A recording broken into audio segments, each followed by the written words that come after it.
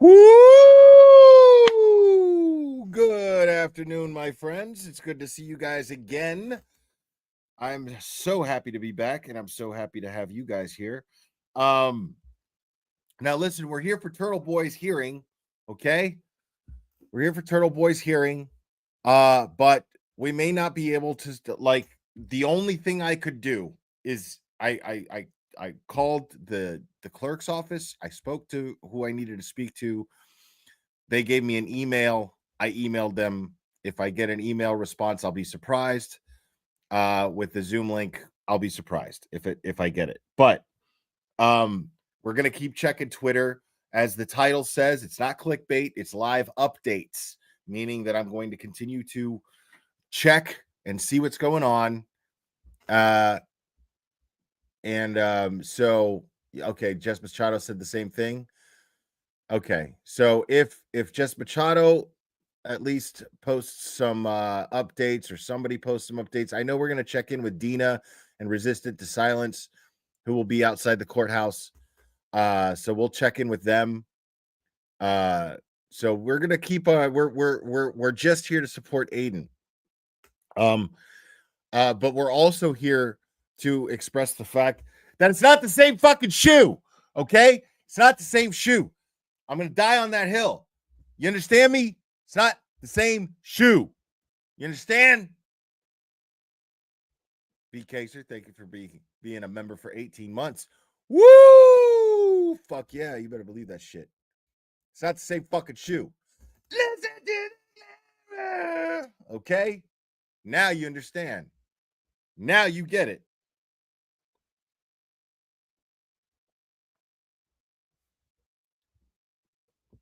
All right. So what we're dealing with here, this is a civil hearing. Okay. This has nothing to do. Well, I mean, in degrees it does, but with Aiden's criminal charges. His criminal charges are not the issue here.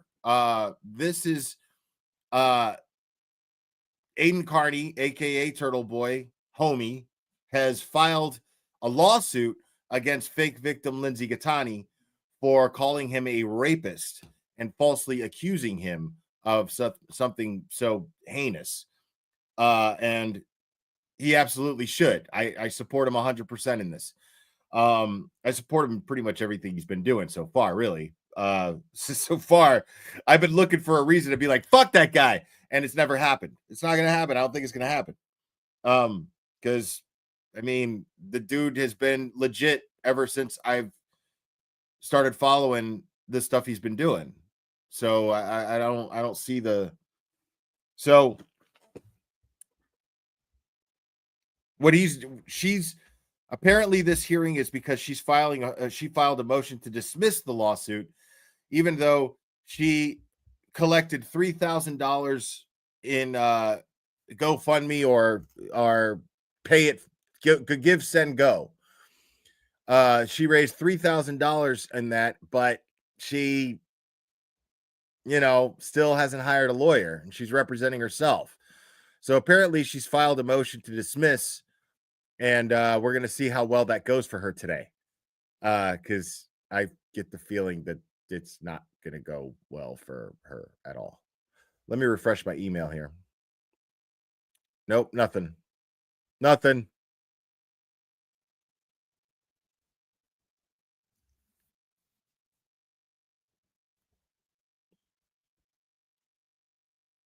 Yeah, so and Aiden posted a tweet about this. Jay, thank you so much. I appreciate it. Aiden posted a tweet saying that I mean, if you're blasting these lies, he's gonna hold you accountable. He's gonna sue you. Like, he's gonna fucking sue you. I don't blame him at all. Hank Brennan's Binky. Thanks for all you do, Will. Remember, for 5 months. That's awesome. Thank you, guys. Appreciate it.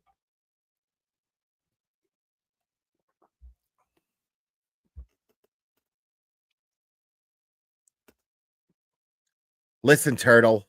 Listen, Turtle. Yeah, I respect it too, the biz end. I respect it too. I mean, why should you just have to sit there and take, dude? That is a horrible thing to accuse somebody of, man. That is fucked up. Glamasues, thank you so much, man, for 17 months. Wow, Aiden was having fun with trolls this AM. Yeah, yeah, yeah. Let's check in with Dina here.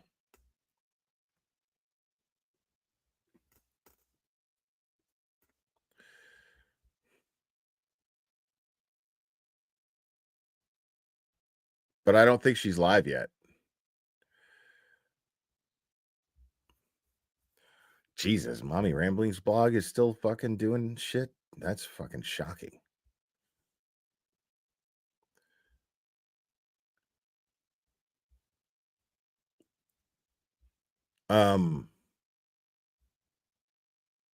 This guy's live though.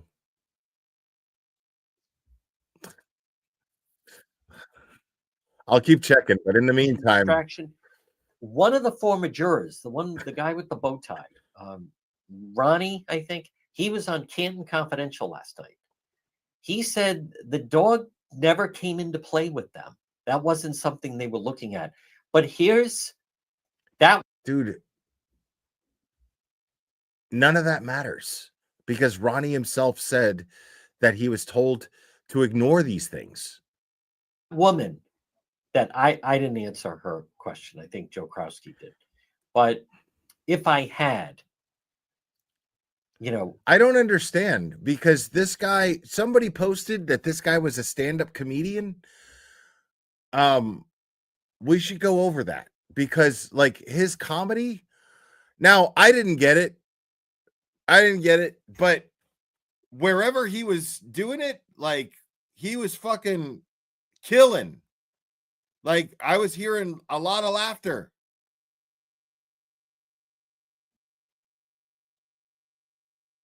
Yeah, no, for real, Spacey Stacy. This guy used to be a stand-up comedian. Robin G gifted 5 memberships. Thank you so much. Oh my God. There it is.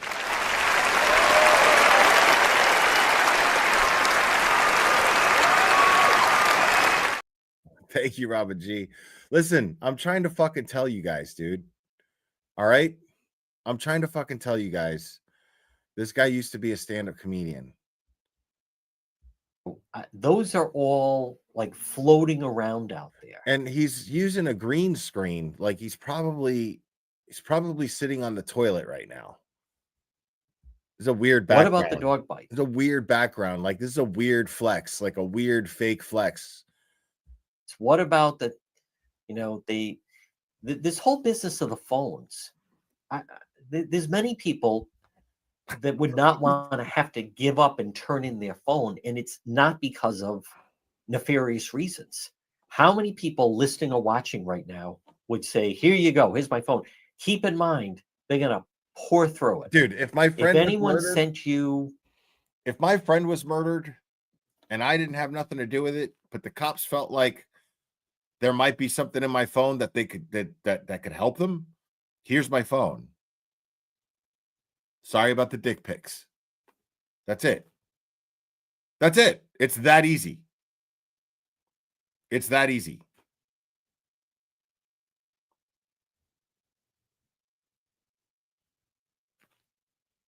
Like I would not even, if my friend was murdered and the cops are trying to get to the truth, what do you need from me? Well, we might be able to find something through your phone. Are you comfortable with us looking through your phone? Sure. Sure. No problem. Sorry about the dick pics. That's it. Make sure no ladies look through it. Or I'm just kidding.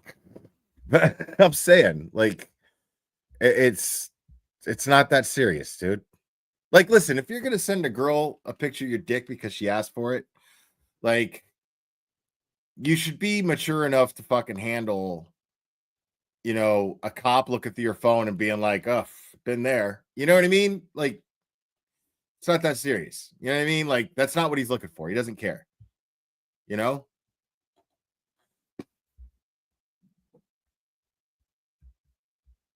An inappropriate meme. If someone, a friend of yours, sent you a text with inappropriate language, maybe it was something sexual. If someone, maybe you sent, if you sent, I don't know, a pornographic image or an inappropriate comment about something, that is something that could come out. The fact that a lot of people might not want to hand over this, don't do it unless you understand that there's the possibility that it could come out. Now, it doesn't mean that it should, and it doesn't make it okay if it does without your consent. But what I'm saying, though, is, you know, yeah. But if I hand my phone over to a cop, no, I'm not going to expect that to come out. No, I'm not. Like, that's not going to come out unless I was doing something shady that involved my dick pics. You see what I'm saying? Like, what would happen if, let's say, Brian Higgins, let's just say Higgy sent Karen some dick pics, right? Now, that would, the fact that he did would come out, but the picture wouldn't be released. They wouldn't release the picture to the public. They wouldn't show the picture in court to the jury. The jury doesn't need to see it. All the jury would need to know is, did you in fact send a picture of your genitalia to the defendant? Yes, I did. That's all that it is. Like, they're not going to see it, you know? Like, that's it. It's not. So this guy sitting here acting like, oh my God, I mean, it could happen, you know. You could have some pornographic pictures that you exchange between each other, and that could come out. That could come out. No, it's not, bro. It's not gonna come out. Just the fact that it did happen might, but I mean, that's not anything to be ashamed of. That's a sexual act between two people, no different than fucking blowing each other.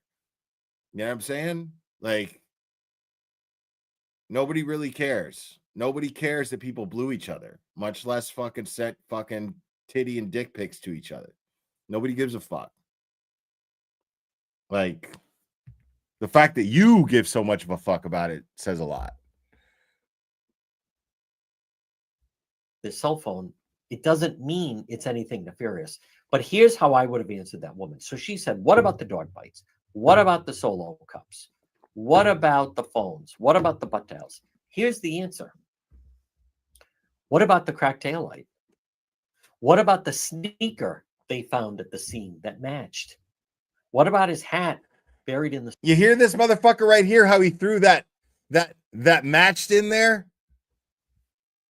Like, DePietro is scared. He's scared of the Shoegate, bro. DePietro is scared of Shoegate. It has been confirmed, my friends. It has been confirmed.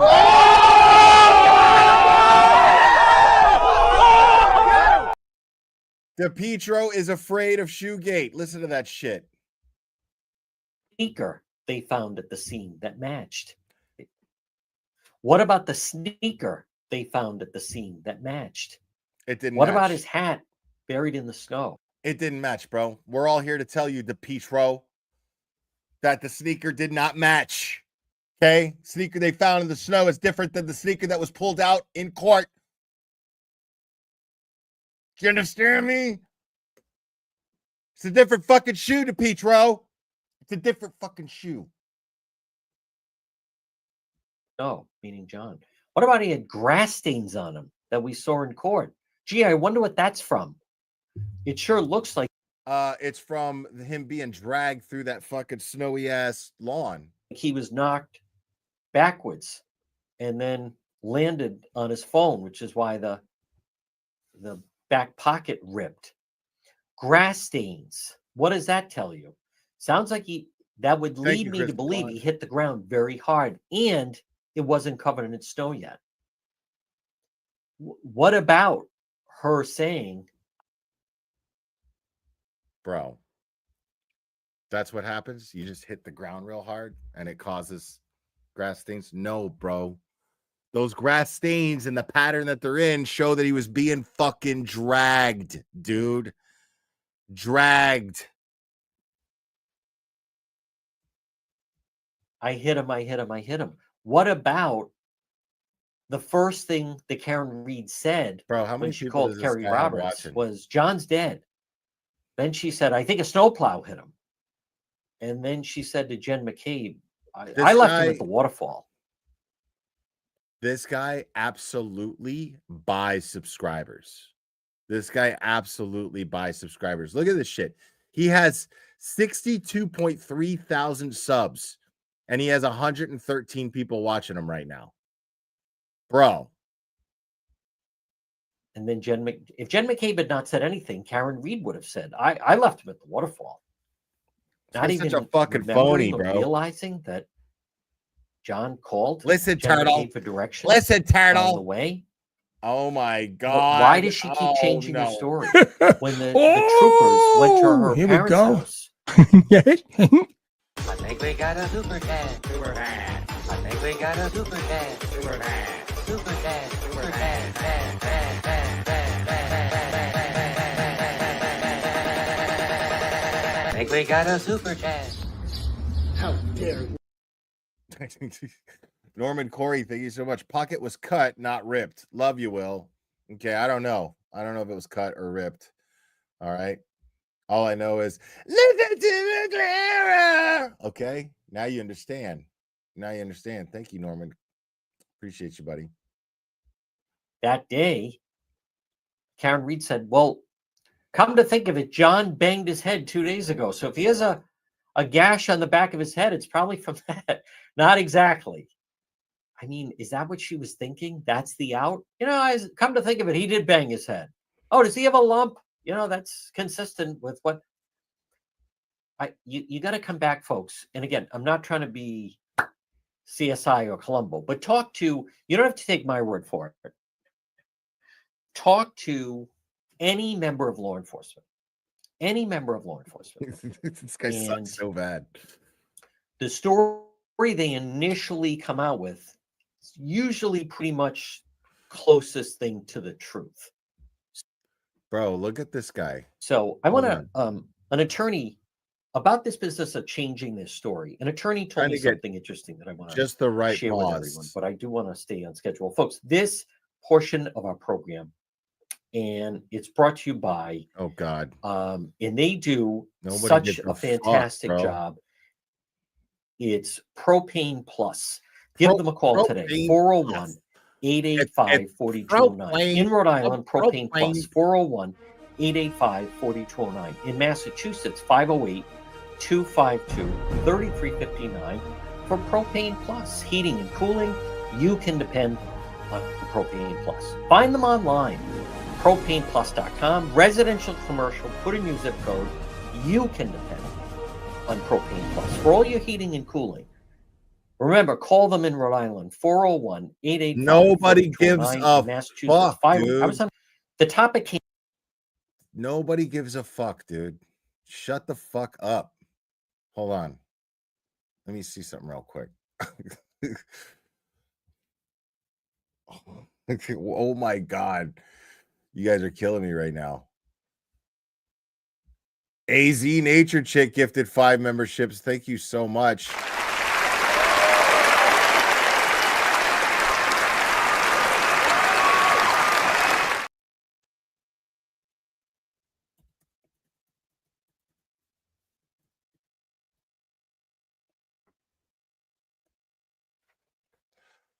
Bro, am I tripping or what, dude?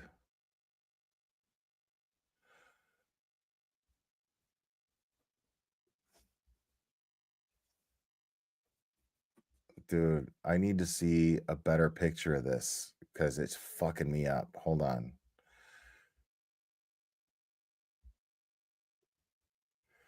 He looks, dude, he looks like the fucking, where is it? Hold on, I gotta find images. Hold on. Dude, that is fucking DePietro, bro. That's him. Soak him in, drink him in right now. Drink him in right now. Exactly how you see him, bro. Now, check this out.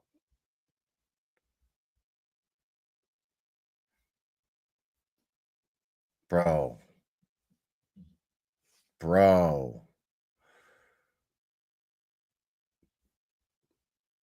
I need to make this bigger, dude. Like, I need to see that. That's him, dude. He's the gremlin from the Twilight Zone movie, bro. Look at him, dude. Look at him right there. He's the fucking gremlin from the Twilight Zone movie, dude. That's all him, bro. That's all. There's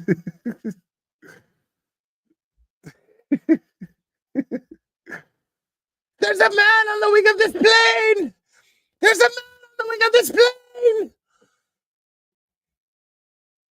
It came up about someone changing the story. And this was an attorney, I think it was a prosecutor, who said, and this was the example he gave to someone that was a guest on the show. And it's akin to, not exactly, but along the lines of, let's just say you had a roommate and you came home and you noticed. You heard the captain? No smoking. NOSMOAKING. No smoking. $50 is missing from your room. And you say to your roommate, that movie is I awesome. have $50 missing from my room. And the roommate says, I haven't even been home. Oh, okay. Then little time goes by, and then you find the roommate was home. And you say to the roommate, I just learned from across the hall you were home. And she said, well, I was home in the apartment, but I didn't go into your room. Oh, okay, I didn't go into your room. Didn't go into my room, missing $50. A little bit later, thank you, Mike B, for the 413. Some CDs are missing. Ask the roommate. Roommate says, well, yeah, I went in your room to borrow the CDs, but... What the fuck is this guy talking about, bro? I went to the room to borrow your CDs, but... bro, what was the genetic fucking pool that took place, bro, to make this guy right here? I mean, just fucking take a look at him, dude. I stole some CDs from my room. I mean, just look at this guy. I'm retarded? I can't with this fucking guy. Look at him. I didn't touch the money. Look at what just happened in a very short amount of time. First, I wasn't home. Then I was home, but not in your room. I was in the apartment. And then 3, well, I took CDs out, but I didn't touch money. My point is, and it wasn't my point actually, but look at how the story just kept evolving. As the roommates started to find, someone across the hall saw her come in. She noticed something else is missing from the room. So the point is about Karen Reed is, and as it's been talked about, right now, she just keeps the stories. Shut up! Oh my God, I don't care! Seriously, dude, shut the fuck up. Trooper Paul School of Dance. I don't even get that. And dude, like, you win handle of the day. That's fucking great. I don't even get that, but you still fucking win. That's fucking wild.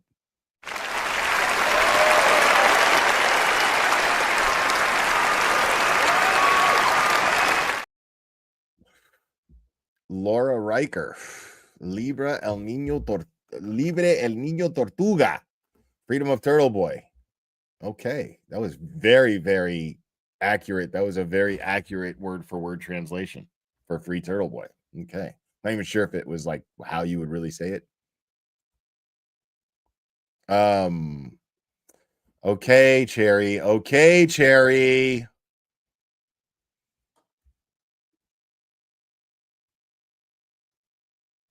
What am I looking at here?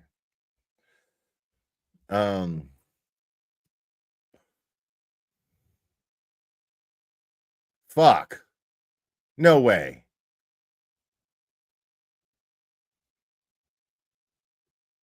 Is that new? That can't be new. Is that new? Hold on a second.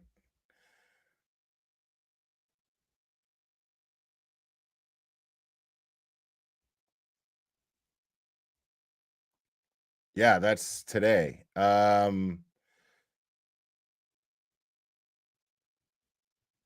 Are these new charges? I don't want to spread misinformation.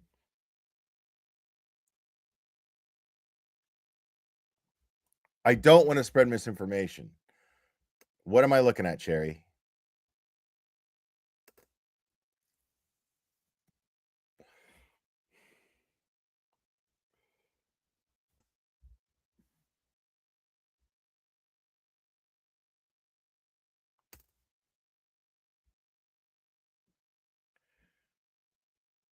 All right.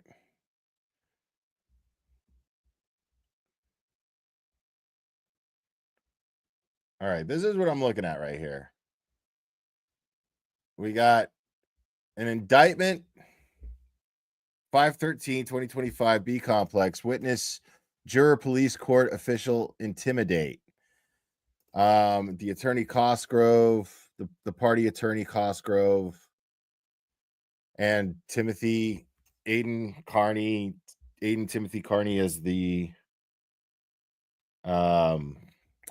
defendant. Give me a second, guys. Give me a second, okay? Now let's not jump to conclusions. We don't have all the information yet, okay? All I have is this and Cherry being very vague right now. So let me show this. So this says, yeah, original charge. Now there's a charge 2. Witness, juror, police court official intimidate. And it's a felony charge.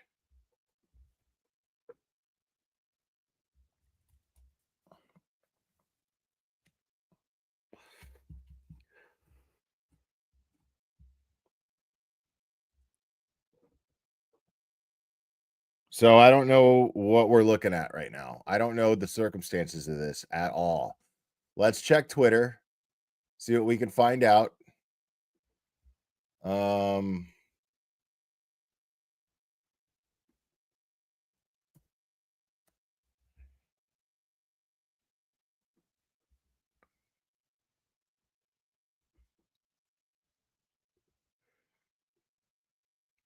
Maybe he posted something. No, nothing yet. Yeah,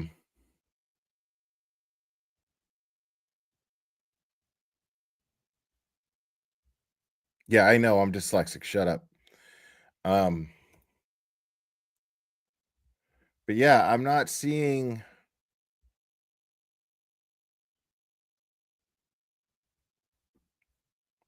Let's see if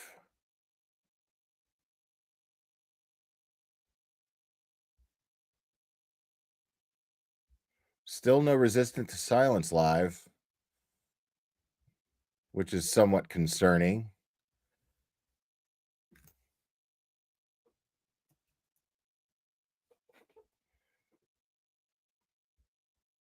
Yeah, no live from them until 6:30 tonight.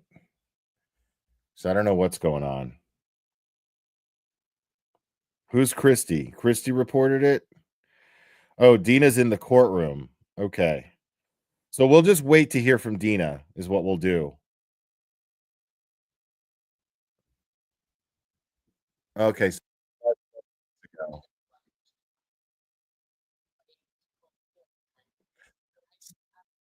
she will. This won't have no any one else is updates. here. I imagine Scott McGinnis is coming. He talked about it. This won't have any Yeah, updates. it's not far from here. No, Scott's not far from here. A notification's got to go out. Everyone's jonesing because there's nothing going on in the Karen Reed case.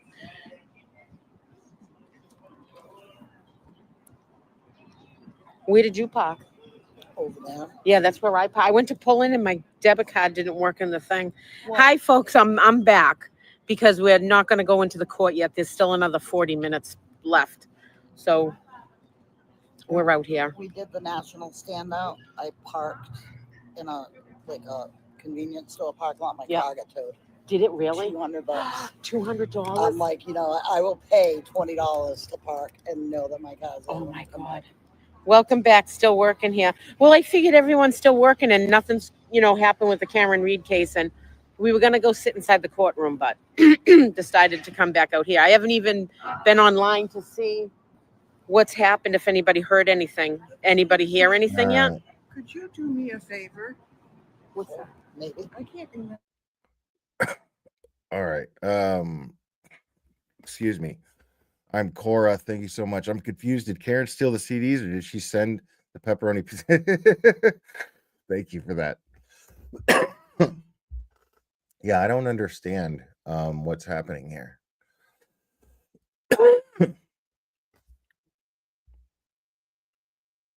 I need.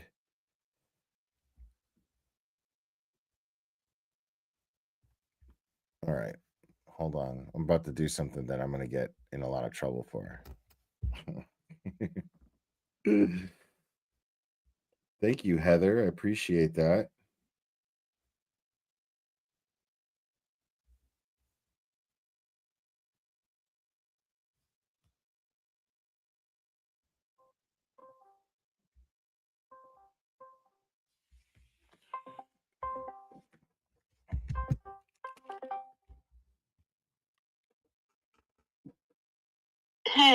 Hey. So what was that? Like, does he have new charges? What's going on? That's what got sent to me. The date matches. You're live, by For the it to way. be today. You're a fucking asshole. What I happened? hate you so fucking much right now. What's going on with the? So you heard what? Tell us, please. So that got sent to me, and the dates check out that it was filed today. Okay. I haven't looked yet to see if like what's going on with it because my fucking head is killing me right now. Okay. Well, rest up, and everybody in the chat is pulling for you, Okay. and they wish you a happy birthday and lots of cheese. Seriously, fuck off. No, feel better. Get some rest. Thank you. Thank you. All right. Bye. Bye.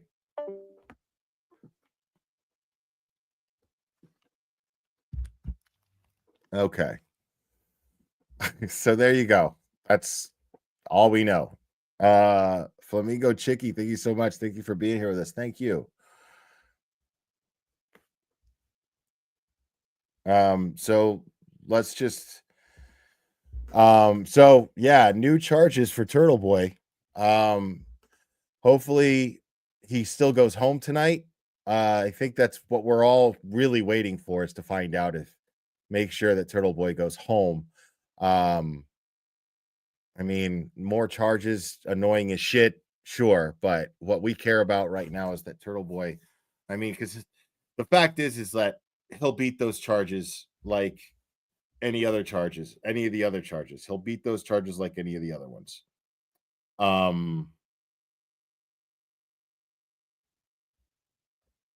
What we're concerned with is whether or not he will go home tonight.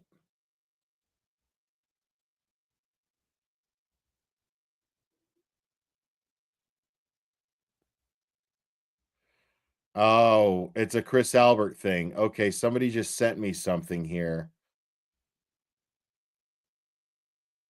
Yeah, but this looks like this is old.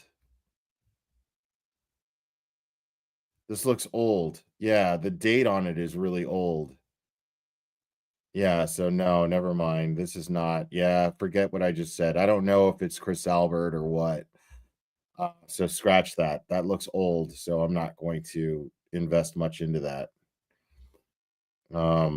Just understand, folks, that I'm learning as we're going along here of what's going on. So I'm just kind of I'm vetting reliable information versus unreliable information in real time here. So okay. Um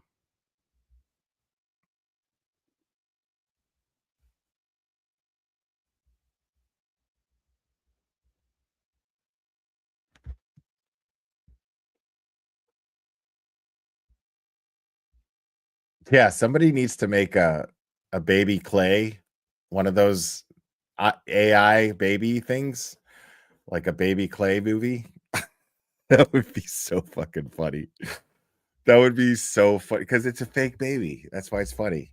It's a fake baby. I don't know. We don't know if Turtle Boy's going to jail or not. We don't know. All we know is that new charges were brought up, more witness intimidation charges, and a new witness intimidation charge supposedly is what it looks like. Don't know all the details. Sleuthy is going to send me a DM. Sleuthy can slide into my DMs anytime. Get around. I love all the people that keep sending me messages saying from like comments in my last live talking about it's Worcester, and I'm like, I know it's Worcester. I get it. I don't need you guys to keep telling me how it's pronounced. I got it.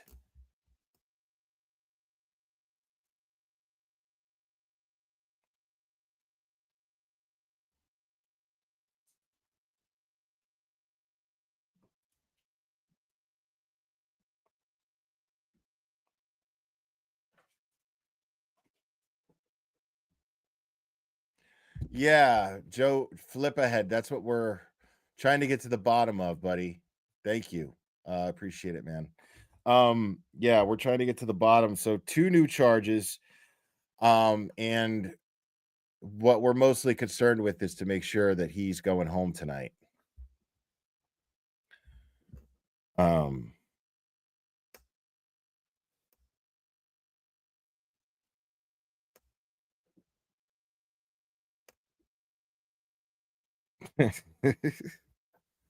What about the shoe? Um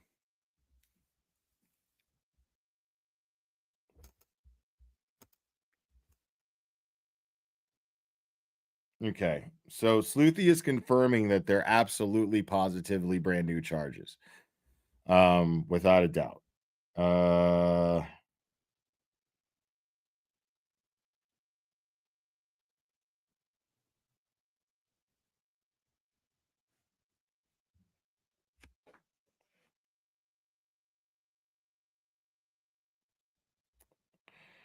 yeah, it's very vague. So it's witness, juror, police, or court. So I don't know what these charges are about. Oh. No, I know. No, I get it, man. Like dude, but you don't understand. Like it's gotten the shoe thing, Joe Flipperhead has gotten out of fucking control, dude. Like considering exactly like how much weight it has, y'all need to calm down. You got to know when I'm fucking around and when I'm serious about shit. Like, yes, I know, and I acknowledge the shoe is different. What I'm saying is, I don't think it makes a fucking difference. You know, like not considering everything that we've got. Not that it doesn't make a difference. But nevertheless, Shoegate till I die. You understand me?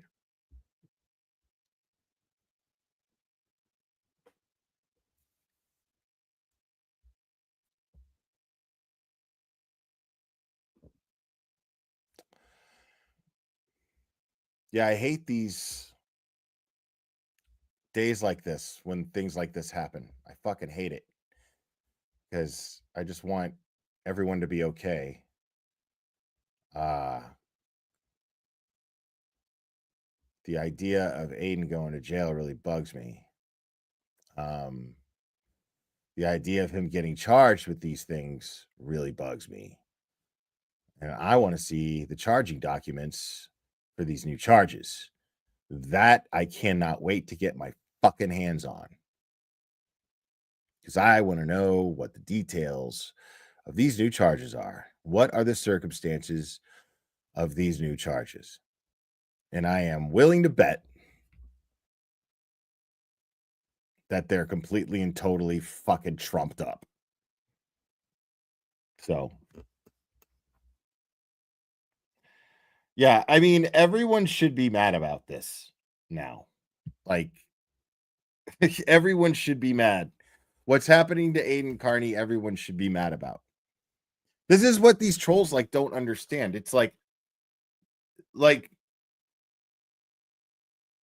Dolly Vision wasn't saying something because he was just being malicious. Like, he was being malicious, but he was also talking out of his ass because he didn't know what he was talking about. He doesn't understand the free Karen Read support. He doesn't understand how it works. He doesn't understand what our overall mindset is. And we are absolutely freedom of speech. As I stated, if Dolly Vision had gotten hauled off into jail just for being there, those very people who he went to go harass and get a rise out of would have supported him. Those very people would have advocated for his release. Turtleboy would have advocated for his release.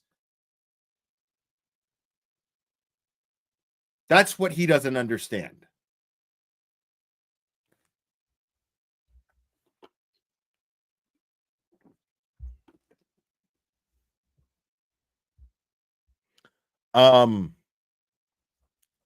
Jennifer, am I a lawyer? You're just curious. Listen, okay. I believe the handle speaks for itself. Okay.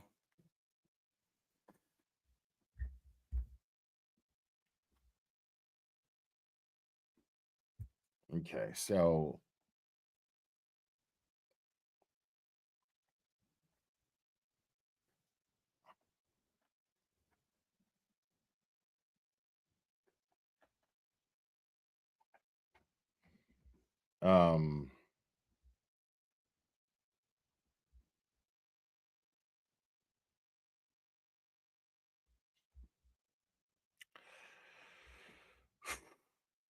okay.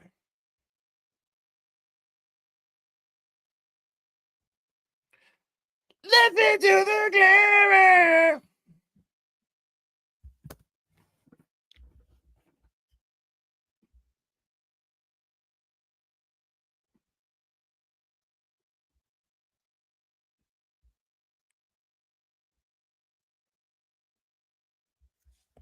Yeah, this is really vague too, but I mean, it is what it is. Aiden, let's see here. Commonwealth of Massachusetts, Norfolk, on the second Tuesday of May 2025. The jurors of the Commonwealth of Massachusetts on their oath present that Aiden Timothy Carney of Jefferson in the county of Worcester on or about March 5th, 2025, in the county of Norfolk, did willfully, either directly or indirectly, attempt to cause physical, emotional, or economic injury to or intimidate or harass another person, to wit, Christopher Albert, of course, who is a witness or potential witness, or D, a family member of a witness or potential witness with the intent. Listen to that vague shit. A witness or potential witness, or a family member of a witness or potential witness, with the intent to, or with reckless disregard for the fact that it may impede, obstruct, delay, prevent, or otherwise interfere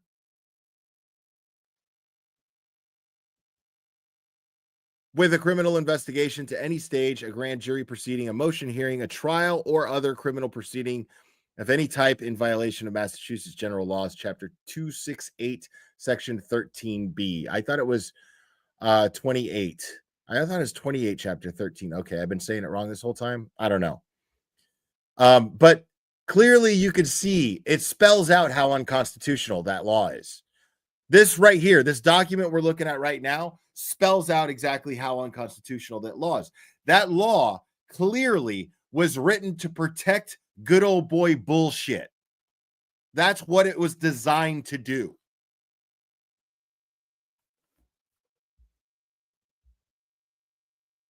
Thank you for that, Esty. It looks like an upgrade on the charges from March.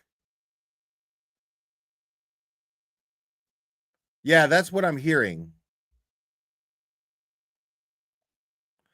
And Joe Flipperhead saying, just my sense on it, won't be going back to jail since the judge already ruled on this. Right. That's a great point. That is a great point. So yeah, since the judge already ruled on his bail not being revoked about this, then but there's still new charges. That's what bugs me, is that they're new charges. If it's Witt charges from Kieran case, he would have to be Norfolk County Court. He's in Worcester, different counties, right? I know.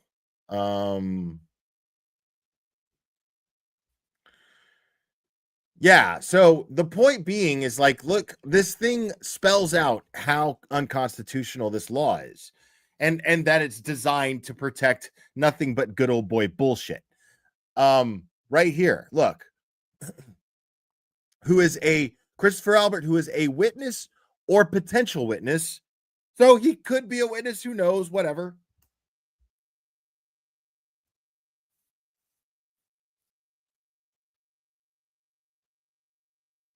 And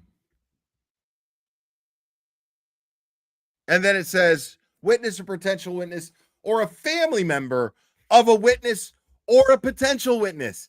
So somebody who just may or may not be a witness, who knows, that it might come up later. They might decide, the Commonwealth might decide to add them to a witness list and never want to call them. Not only them, but anybody who fucking knows them. Anybody who's their family, right? How is that not designed to protect good old boy bullshit? To keep that perpetuating that toxic aspect of a town or a county, that toxic aspect of good old boy bullshit. How is that not designed to perpetuate it?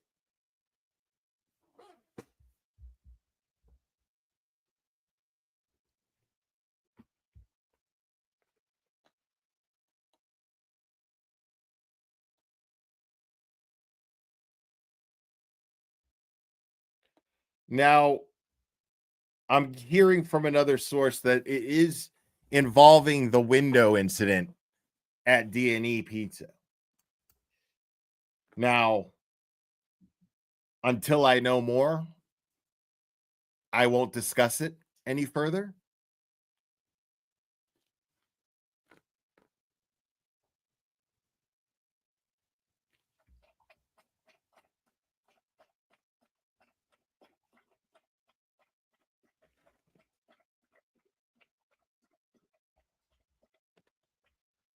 Yeah, there's not going to be any Zoom. I'll tell you that right now.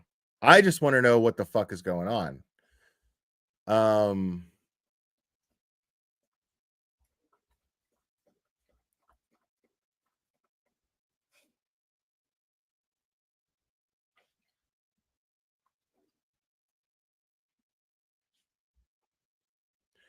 So let me check Twitter or X, whatever.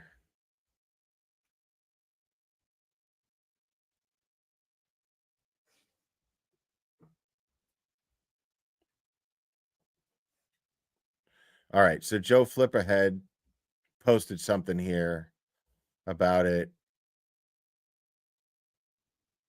Yeah, that's what we just read. Okay.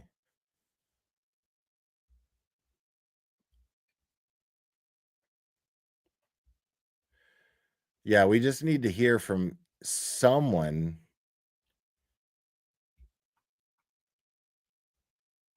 Maybe Jess has an update. 52 minutes. Okay, so earlier this morning, I contacted Worcester Superior Court and asked for a Zoom link for the Carney versus Gittani hearing at 2 p.m. They told me there was not a Zoom for the public. I stated I was SJC approved as a media outlet. Then they then instructed me to send an email to a woman, which is what they told me. I didn't even have to say that. Who would send me the Zoom information. I just received a response telling me to call the clerk's office back and get the Zoom information. I called the clerk's office and I was told to send an email for the Zoom information. I was then, I'm reading this word for word, by the way. I then started the whole process over again. I just spoke with a clerk and they said they have received dozens of calls for the Zoom link and have instructed everyone to send an email, which I now know is a dead end. Same here. My name and number was taken, and I was told I would get a call shortly. I will not hold my breath. I continued to get frustrated with the lack of transparency and accessibility in departments funded by our tax dollars. See, this is why I'm not a journalist, folks, because I don't have the patience for what she just went through. I got lucky, though. I called the clerk's office. I hit 3, and then I hit like 2, and then dude answered the phone, and I was like, "Yeah, I'm just trying to get a Zoom link for the Carney, the Carney Gittani case." And he goes, "Okay, here's an email." Gives me the email. I emailed the lady. Didn't get a response. Didn't really expect to get one, if I'm being totally honest. But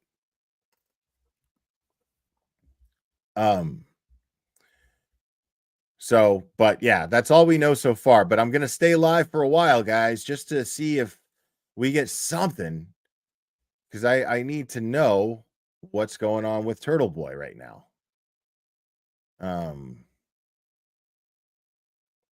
But I got to tell you guys, man, I'm a little nervous. And while we wait, it would really mean a lot to me, guys, if you guys hit the like for me. That would be great. If you're not subscribed, make sure you're subscribed and make sure you get notifications for when I go live.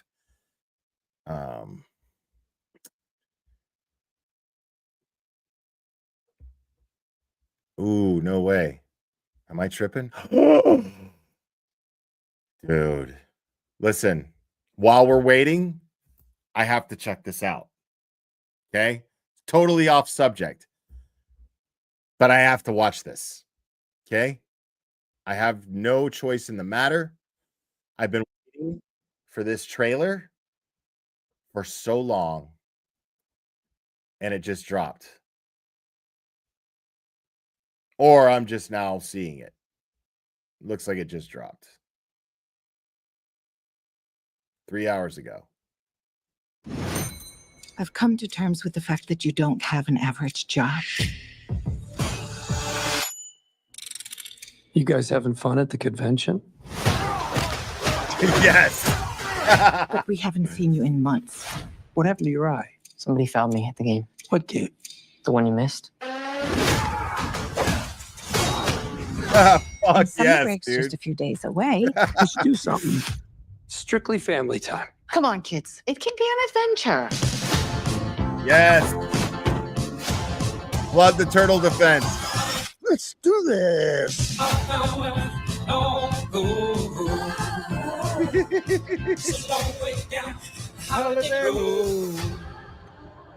I am just so happy to be all together. Hey, city boy. Hey. Get out of here. Let's go right now. I understand protecting your sister, but there are other ways to handle things. I left my phone. What? No. I like your way better.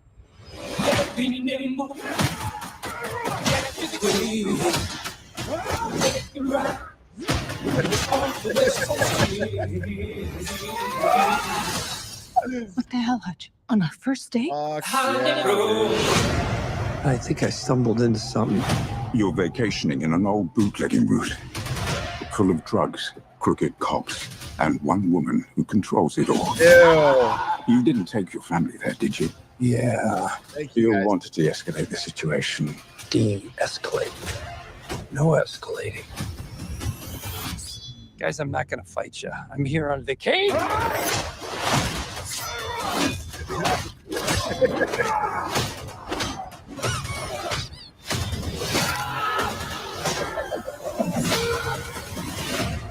Find this nobody. Scorched earth. I just want a break. There's no way you were just some family man. Oh my god, that's so good. We all have different sides. Wow, But most dude. of all, you're a dad. Go fix this shit.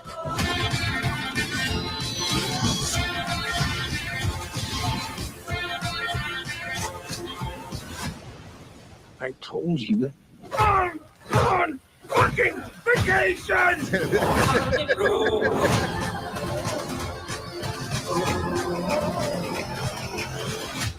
Fucking sweet.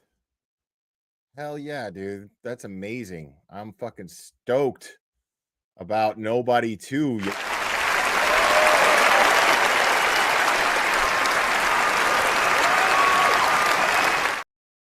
All right. Let's see.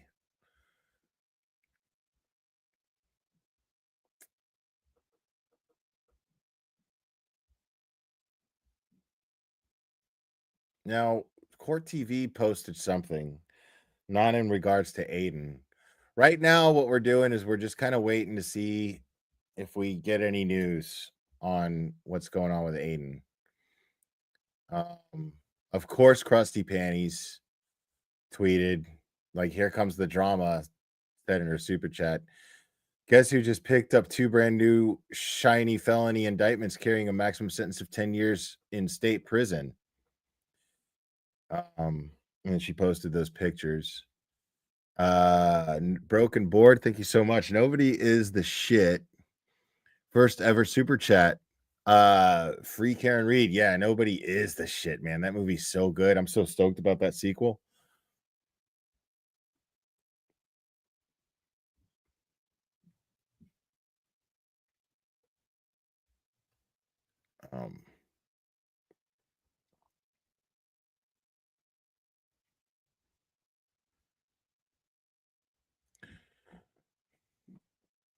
I'm just not seeing anything new from Aiden. Like, that's who I'm going to first. And then I'm checking Jess Machado. Still nothing.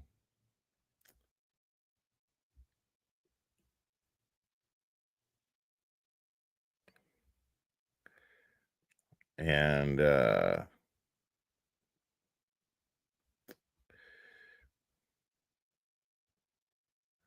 I wish somebody was live outside of the courthouse right now. Like, that would be awesome.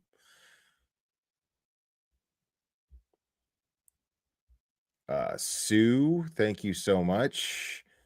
Actually, those are indictments on current charges, not 2 new charges. Okay, explain that to me, because I'm hazy on that. That did not come with my cereal box Cracker Jack diploma from the Law Institute of stuff.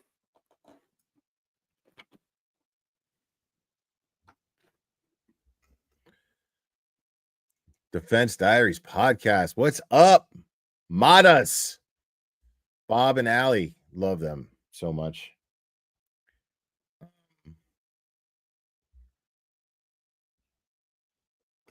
Yeah, man. And yes, when you guys super chat me or send me donations, I'm super grateful. Know that it's going towards trips to Boston. But also, I'm trying to go to Chicago and kick it with the Madas in September, dog. I'm not even trying to lie.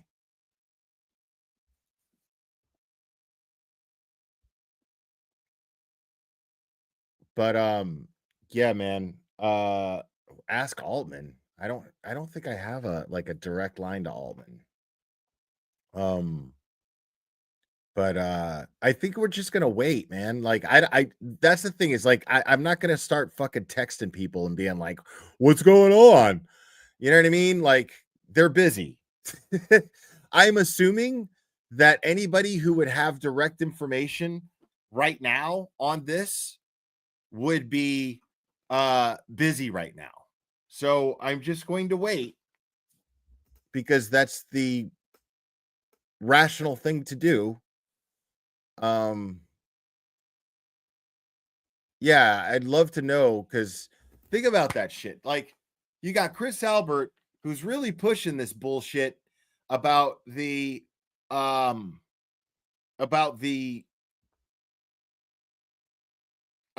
do you call it? The D&E Pizza security footage thing. When I was in town that last time. I'm not even sure if it was the last time. I think it was the time before that. And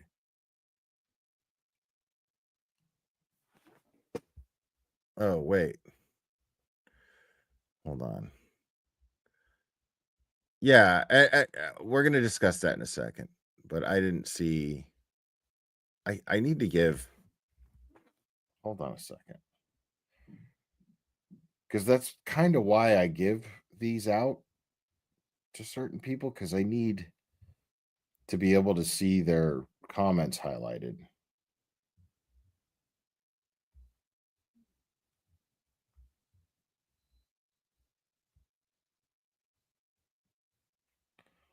There we go.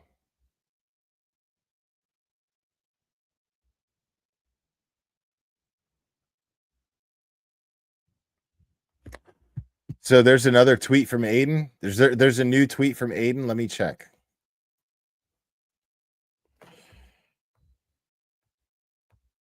Yeah, now I can see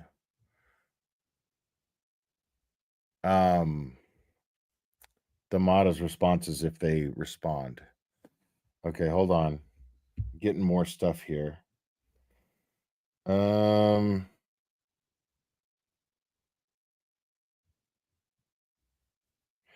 Okay. All right. So the explanation is that the explanation is, and thank you, Bob. That just means that they cut the case in front of a grand jury and they got a true bill on each count. So that means that it's up for that his bail revocation could still happen, even though a judge ruled on it before, Bob. Is that what that means? Because that's what we're curious about.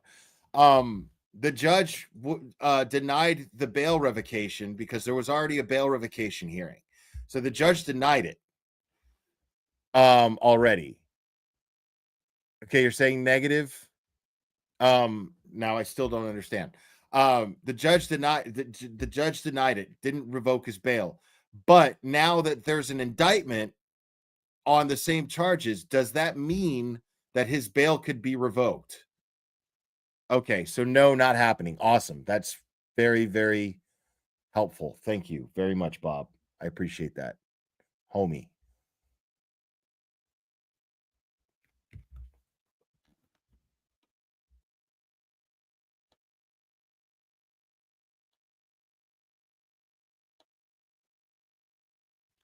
All right, Bill Fritt. I missed your super chat. Let me see this. Thank you so much. You get charged, arrested, taken to district court and arraigned. The DA can then bring charges in front of a grand jury. If a majority vote to indict you, you get indicted. He will now be bound over to Norfolk Superior. Okay, so he'll be bound over to Norfolk Superior. So he is in custody, is what you're saying. If that means what I think it means, that means that he's in custody, or he has to appear in Norfolk Superior Court?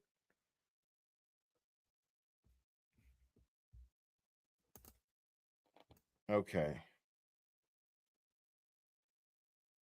Hold on a second. Give me 1 second, guys, because I got something here, but I can't publish it.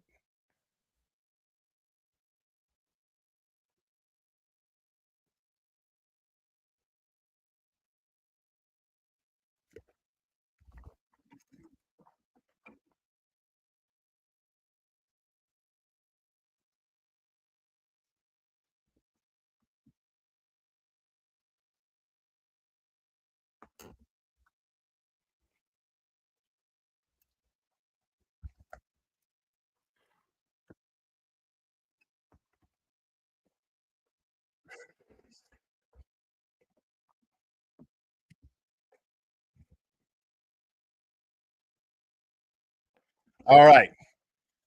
All right. Motion to deny bail revocation has been denied.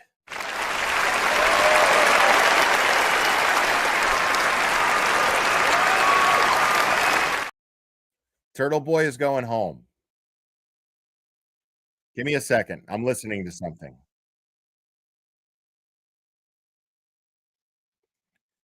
I'm going to listen to this one more time. Sorry, guys. Bear with me. But I can't publish this.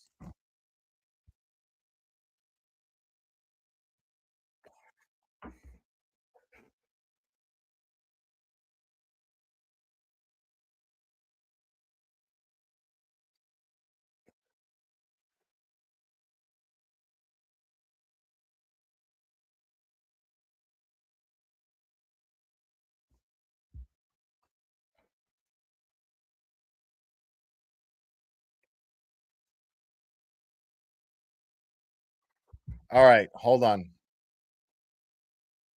I got something that I can play, I think, here.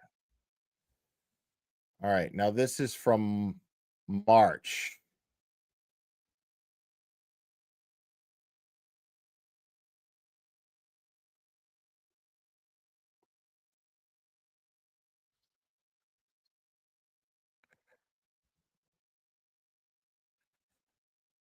Wait a second. I want to make sure. Yeah, I don't want to play that because it's the same clip. All right. I dodged the bullet here because he sent me the same clip saying that I can play this one, but not that one, but it's the same clip. So I'm not playing either one. Um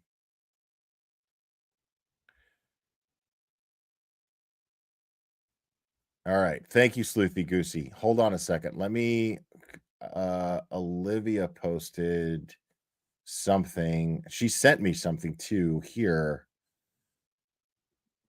Okay.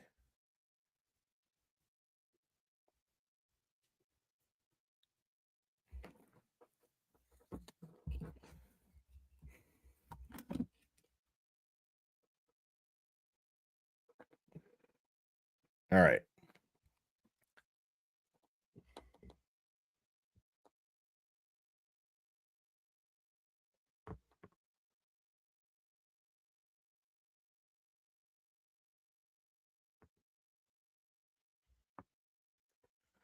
Oh, okay.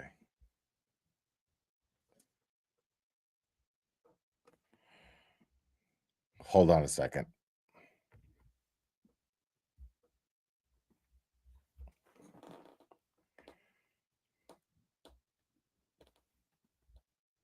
I need to mute real quick, guys. Sorry. But I'll leave Olivia's post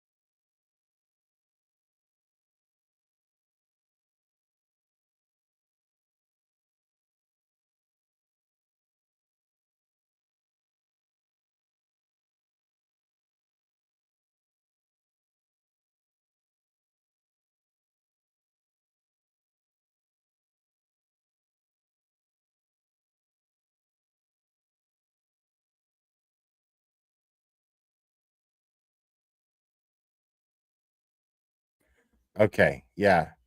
So I have it from a very reliable source that there's nothing to worry about. Aiden is not going to jail today. So Olivia says this is political tyranny. This is political tyranny by corrupt cops and corrupt DA's office who have been exposed by a journalist and don't like his First Amendment protected speech, drawing attention to their corruption, ineptitude, and weaponization of the law.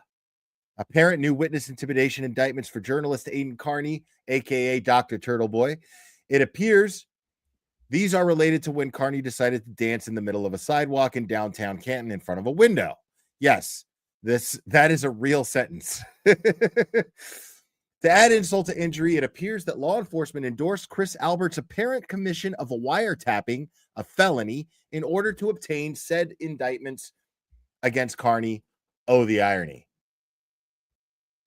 So that's her post on it. Now,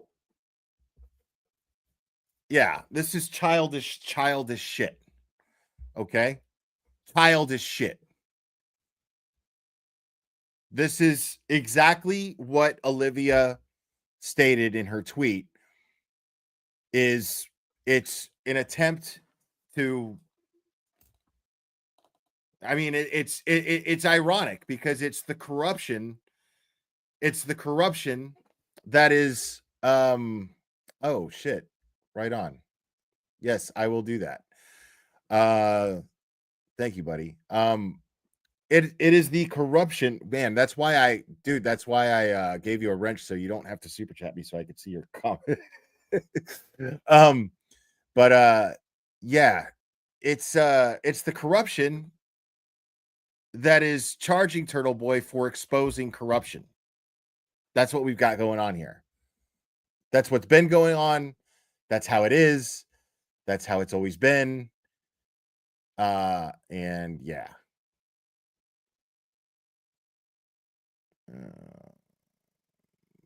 There we go.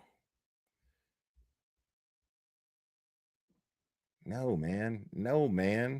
There we go. All right.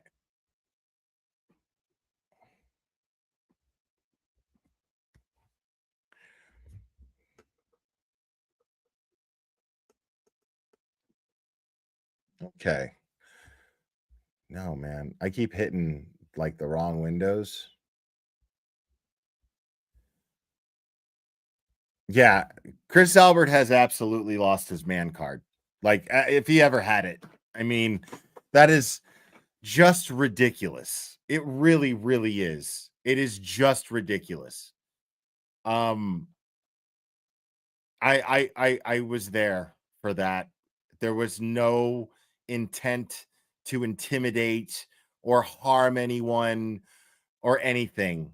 And the interesting thing is, if he's trying to say it would be to harm his income in some way, nobody would have known about it had he not charged Turtleboy. Those videos of D&E, those are his security videos. Nobody would have seen that unless he released them. Those are his security videos. Bob, what's up, brother? What's going on, my man?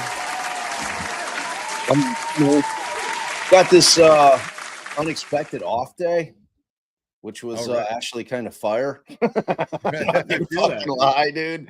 I was like, oh my god.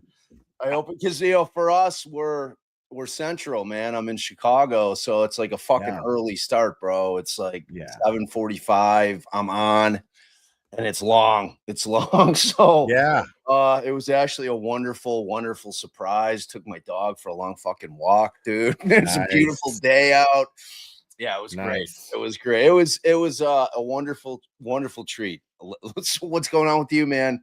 Chilling, dude. It's the first time I've ever had you up here, man. We've been tossing it around forever. I know.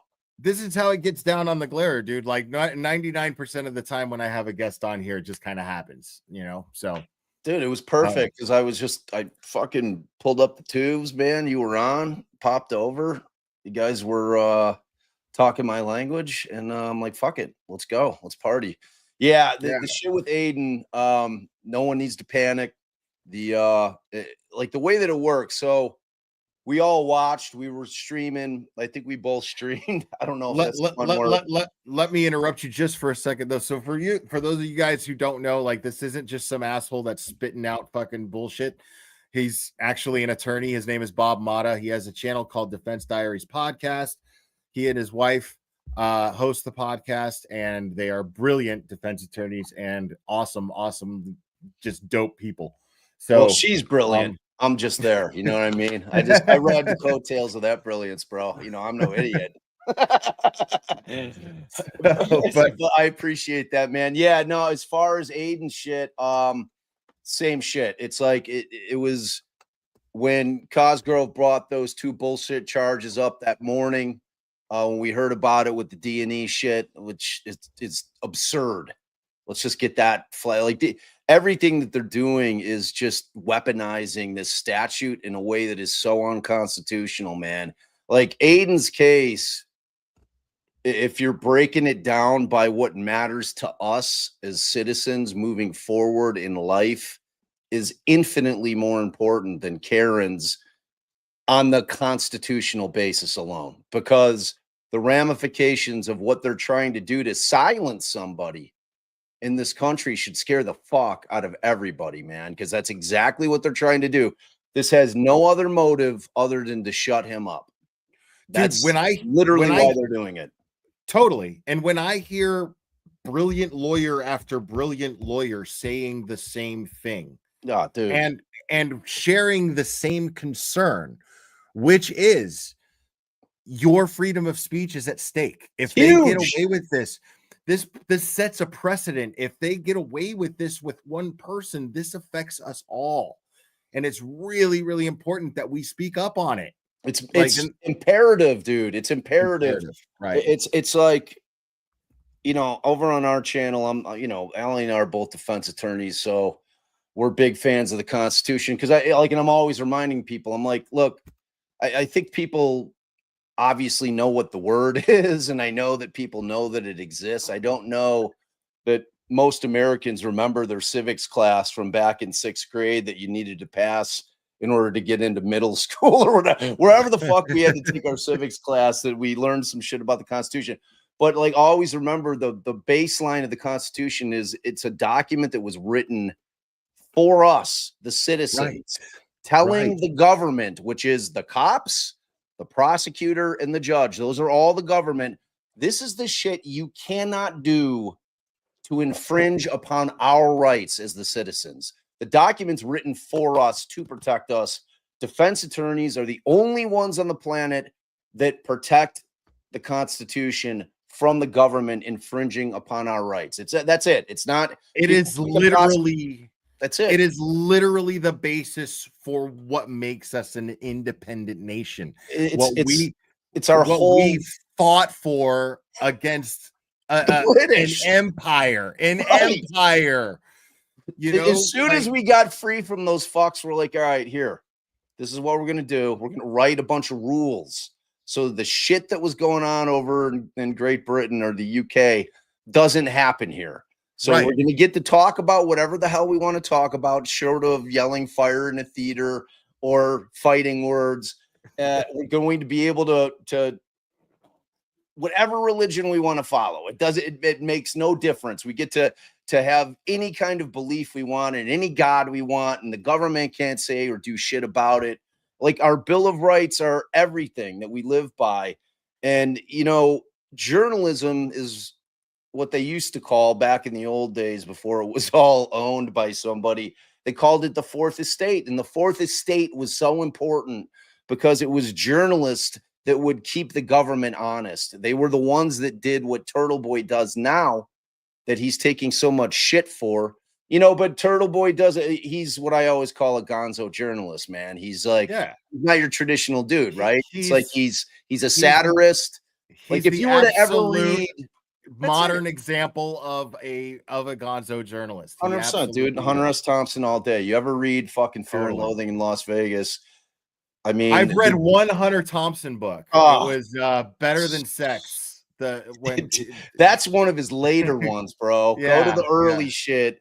Dude, read Fear and Loathing in Las Vegas. Your fucking mind will be blown. I mean, I saw the movie. Amazing. He was writing for Rolling Stone. He was on assignment for Rolling Stone to cover some fucking like Dirt Bowl 500, like some little race in the middle of the desert, and it's really just about him getting fucked up on every drug known to mankind with his lawyer and just the adventures that happen in Vegas. But there was always a very true governmental overseeing nature to his writing. Like he was hyper onto the shit that the government was up to, and he was always calling out corruption, and he always said it in a satirical type of way. So they're very similar in that way. Like Turtleboy wrote that fucking tweet this morning about, it was a joke tweet. It was satire. And I'm like, oh my God, like people that don't understand satire are going to think that he's being serious. So he's going to have to tweet, hey, this is a joke. and it makes it fun for us who automatically understand this. Exactly. So part of the entertainment for us is knowing that it's going to piss someone off. You know what I mean? Like it's so much fun. I support it 100%. Yeah, I support it 100%. I've never watched one of his shows and not laughed my ass off. I mean, it's just facts. It's just, and the bottom line about Aiden, and I've said this a million times on my lives, I'm like, I don't give a fuck what you think about like how he deals with people. The bottom line is none of us are talking about fucking Karen Reed, but for that guy breaking the story. It's that simple. Facts. That's facts. That's facts. And that undeniable fact. Yeah, undeniable. And that is journalism. It is. That's it. It's that simple. Like the whole conversation is that simple. So yeah, but today what we're seeing, that's so the grand jury, because they can bring you up on charges, they can arrest you. That doesn't, you still have to either get indicted by a grand jury, or they have to have, like in Illinois, they call it a preliminary hearing.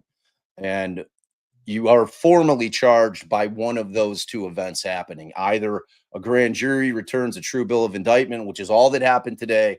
It's not new shit. It's the D&E window bullshit.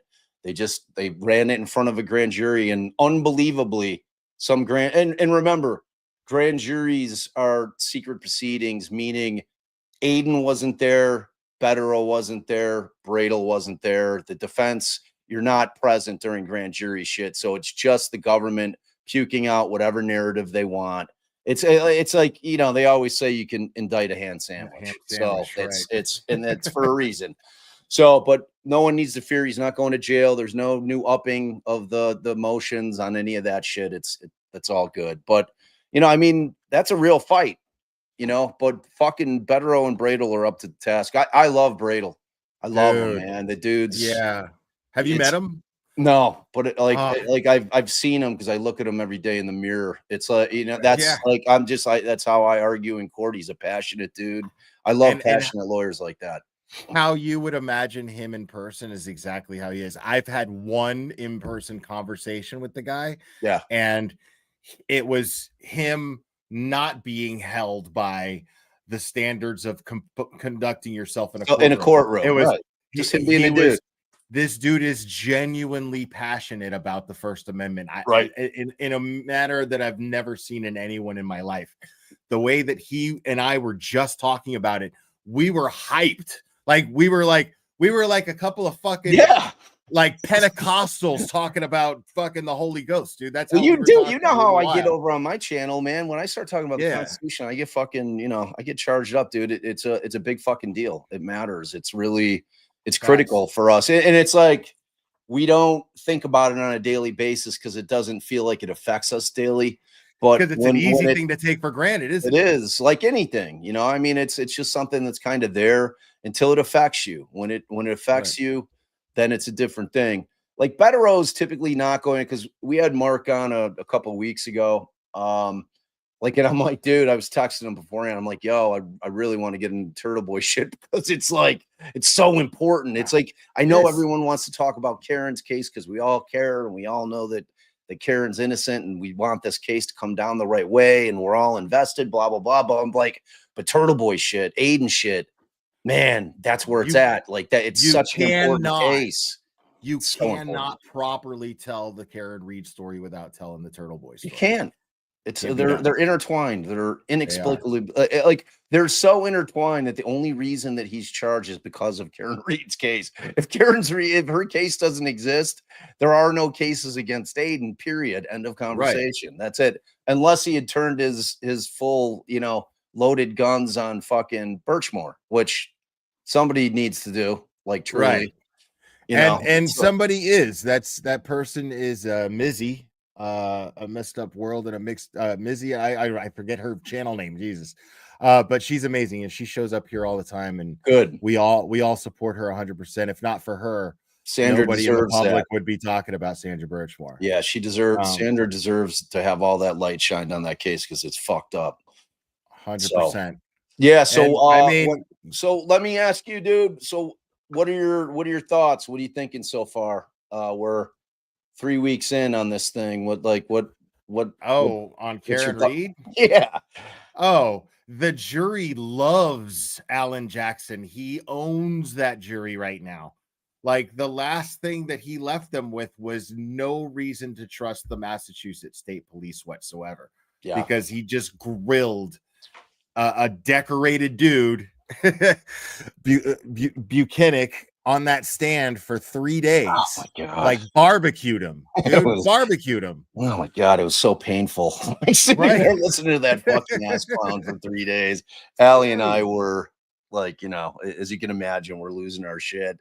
It's just like look, at this point, we're all used to Canoni. She's a government-sided judge, which if you're a defense attorney, you're used to it. If you talk to any defense attorney, they will tell you typically you're running into state-sided judges, meaning they're typically going to rule in favor on little things like objections, on bigger things like motions. It's hard to be a defense attorney. You get used to taking the L's on those things, but you also understand that I don't give a shit if they were getting sustained objections with Hank's bullshit objections that I had no idea what they were in basis. I mean, like I could typically figure out what they are because I'm a lawyer, but like Allie and I are like, what the fuck is that? Like, he's just saying objection. She's sustaining it. It didn't matter. And you know why it didn't matter? Because jurors with common sense, when this guy is so fucking slippery with just straight up common sense questions being asked by chats, and like, would you think that it would be right? Would you think that this would be better protocol to use standard operating procedure? Had you done this way? And he's just like, and he just won't say, yeah. He won't own it. Like, he's way more credible. If he just says, yeah. Who's watched an episode of SVU knows the answer to 90% of the questions he was asking him, and he was dodging them. And you're just like, dude, like, do you need me to, you know what I mean? Like, do you need me to queue an episode up, bro? Yeah, you need me to queue an episode up, you fucking idiot, dude. I guess what I'm trying to tell all the kids, you're a detective, dude. Yeah, right. I'm trying to tell all the kids in the class that don't worry about it, even though she sustained all that shit.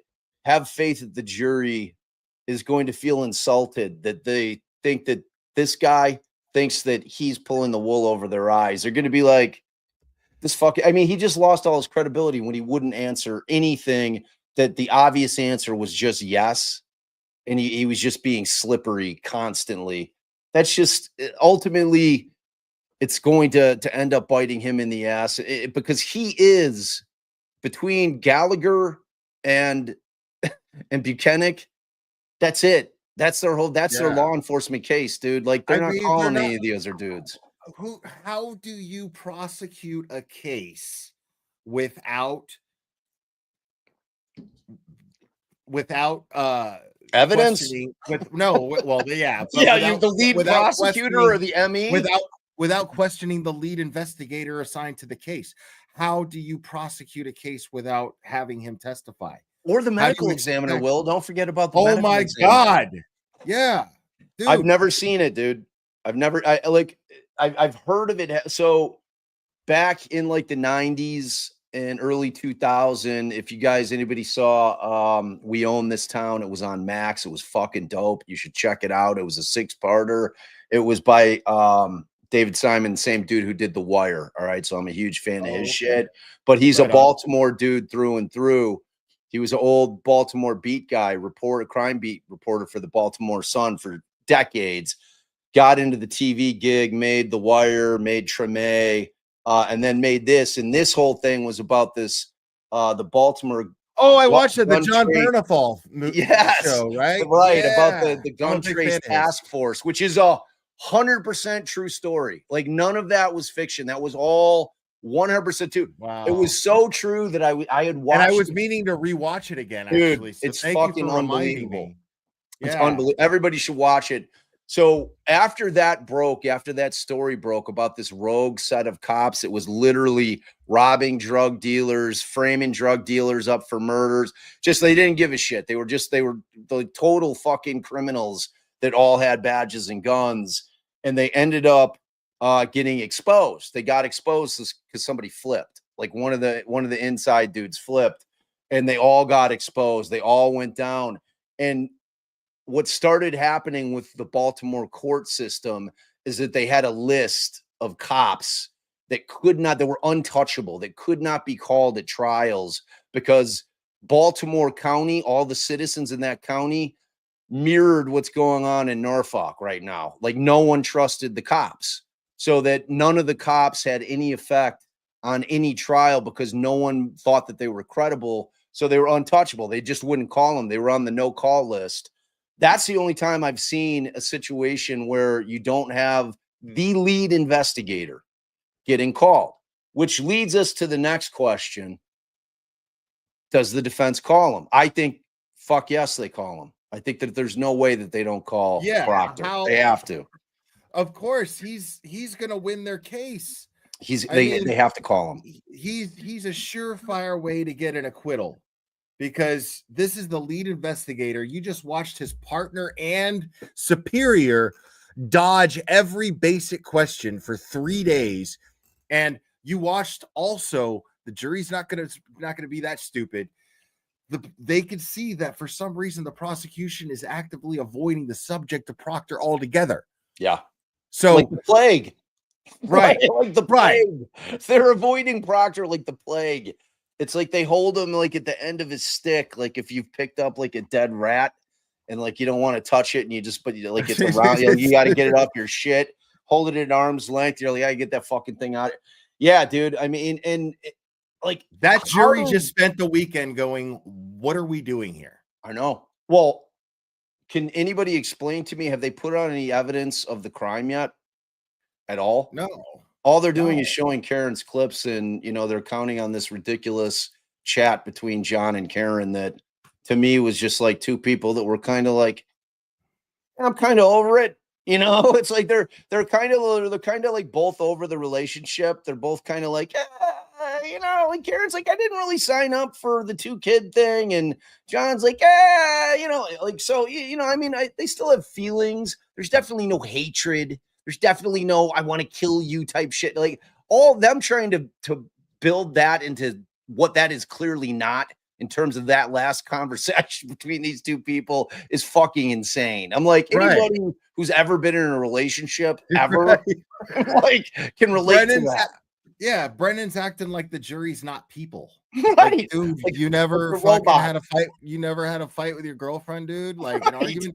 Like I've had I don't think I've ever had an argument with a girlfriend that was that civil. Right. You know what I'm saying? Yeah. You know what I mean? Like what? It was a totally civil, like little spat thing. Right. It was like it was just like this back and forth thing where neither of them would kind of really say what they wanted to say. And then, ultimately they were like, well, should we fucking hang out tonight or not? Okay, well, so I don't know, man. It's like I just want to see what their case is. Like, what is it? Just tell us what it is. Like, put fucking Welcher up there. Let's hear your bullshit. I've been waiting since before the first trial for that. I know. Like, I was still in shock when it went to trial, and I was like, Judge Beverly Cannoni hasn't recused herself. Like, I was in shock then. Listen, none of us need to be getting cocky about this though, because let's think about the first trial. They put on that fucking guy, Trooper Paul, who was the most embarrassing witness. Like I've never actually, as a defense attorney, I've never actually felt bad for a cop on the stand. I literally was like, I felt bad. I'm like, holy shit, dude. This guy is like it starts with Alan like quizzing him, like on physics, you know, like the guy. Dude, he didn't know what physics was. It was like me putting my 12-year-old on and asking her to tell me about fucking physics, and you know, like quizzing her on. She'll be like, well, I haven't taken physics yet, Dad. And I'll be like, okay, that's an excellent answer. Paul didn't have that kind of answer. He's a guy who's an expert witness for the Commonwealth who fucking knew nothing. So, but notwithstanding that, they still had people that were finding her guilty. So what that tells us is that I hope, and I know jury was tampered with since Fanning was in charge of the jury. So I mean, that's what that tells me.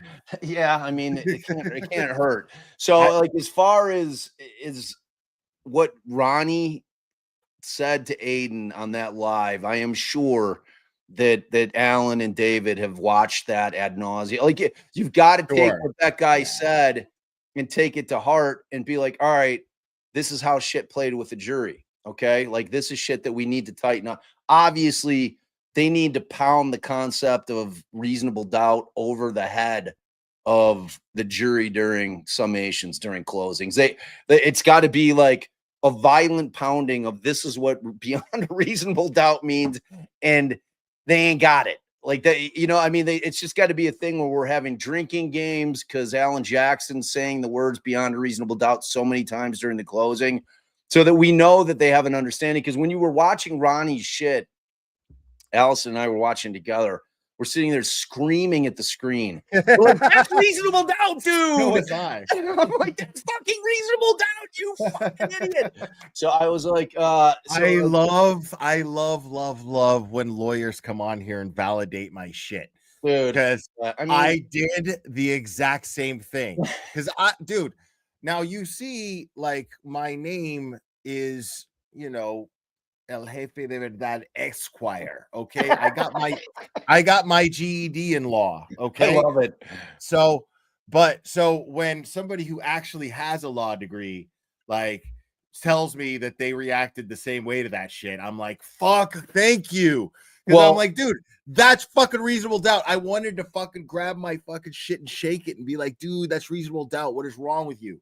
Well, I can tell you this, my brother, you may not have a JD, but you have a PhD in fucking common sense, and you have a PhD in fucking from the School of Hard Knocks, brother. And those two things go a long way in my book. So, appreciate that, man. Common sense is a big one for me, man. So, and you're drowning in it. So that's why I've always dug your show, and I think you're a fucking awesome dude. So that's awesome. And I'm dropping the link to Bob's. Oh no, I didn't mean to do that. Hold on a second. Let me get rid of that. Did you just invite everybody to StreamYard? Yeah, bro? I totally just did.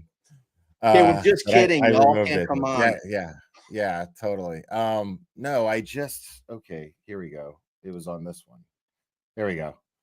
I just dropped Bob's link to his channel. Make sure to subscribe to that. Bob, I gotta ask you though, man, because I know everyone here really wants to know. What about the fucking shoe? Is it a different shoe or is it the same fucking shoe? Dude, I'm telling you, it's a different fucking shoe. I'm not trying to influence you. I'm not trying to influence you in any way. I'm just saying that it's a different fucking shoe, Bob. Hey, look, okay. I can't dismiss it because of the kerfuffle with the fucking evidence thing that happened in an open court in front of the jury, right? I mean, that was really weird. It's like you've got two different witnesses putting the same shoe into evidence, pretending as if they're different shoes. And then, you know, and I know, you know, Sleuthy's a ride or die or mine. And you know, I mean, I don't know, there's a chick on the planet that does better research, like overall, than Sleuthy. Yeah.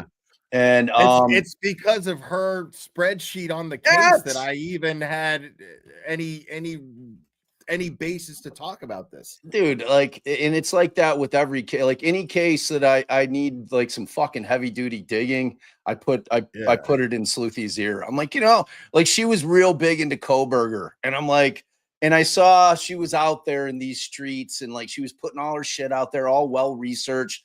And I saw her getting a bunch of shit, and I'm like, I was in her DMs. I'm like, yo, I'm like, why don't you take a step back from Koberger for a hot minute? I said, I got one for you.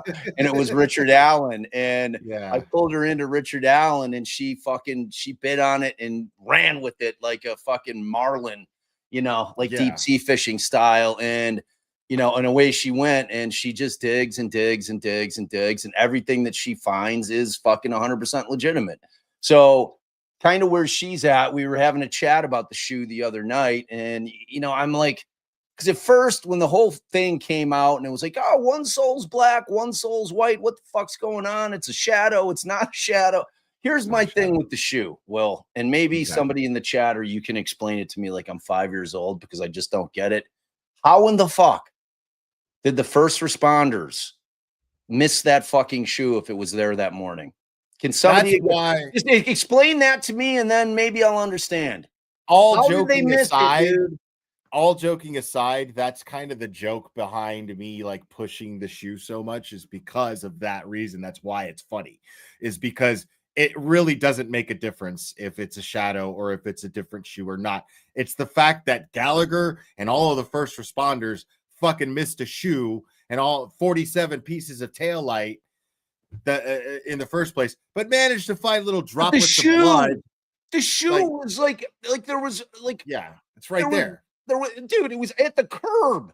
Yeah. Like, there was somebody in my chat's like, oh, maybe Dickface rolled on, and maybe he parked real cool. Like one of the fucking cops, maybe like Goody, like parked on top of it or some shit. I'm like, okay. I mean, I guess maybe that's an explanation, but I don't think so. Like, I think they were all kind of parked like how cops park in that kind of situation, like kind of in the middle of the street, because they're trying to block traffic from coming through before they put up the tape and shit.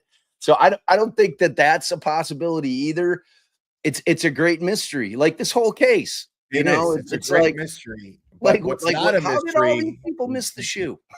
What's not a mystery is that it has a black sole, the one that the picture is of. I mean, it sure looks like it at all.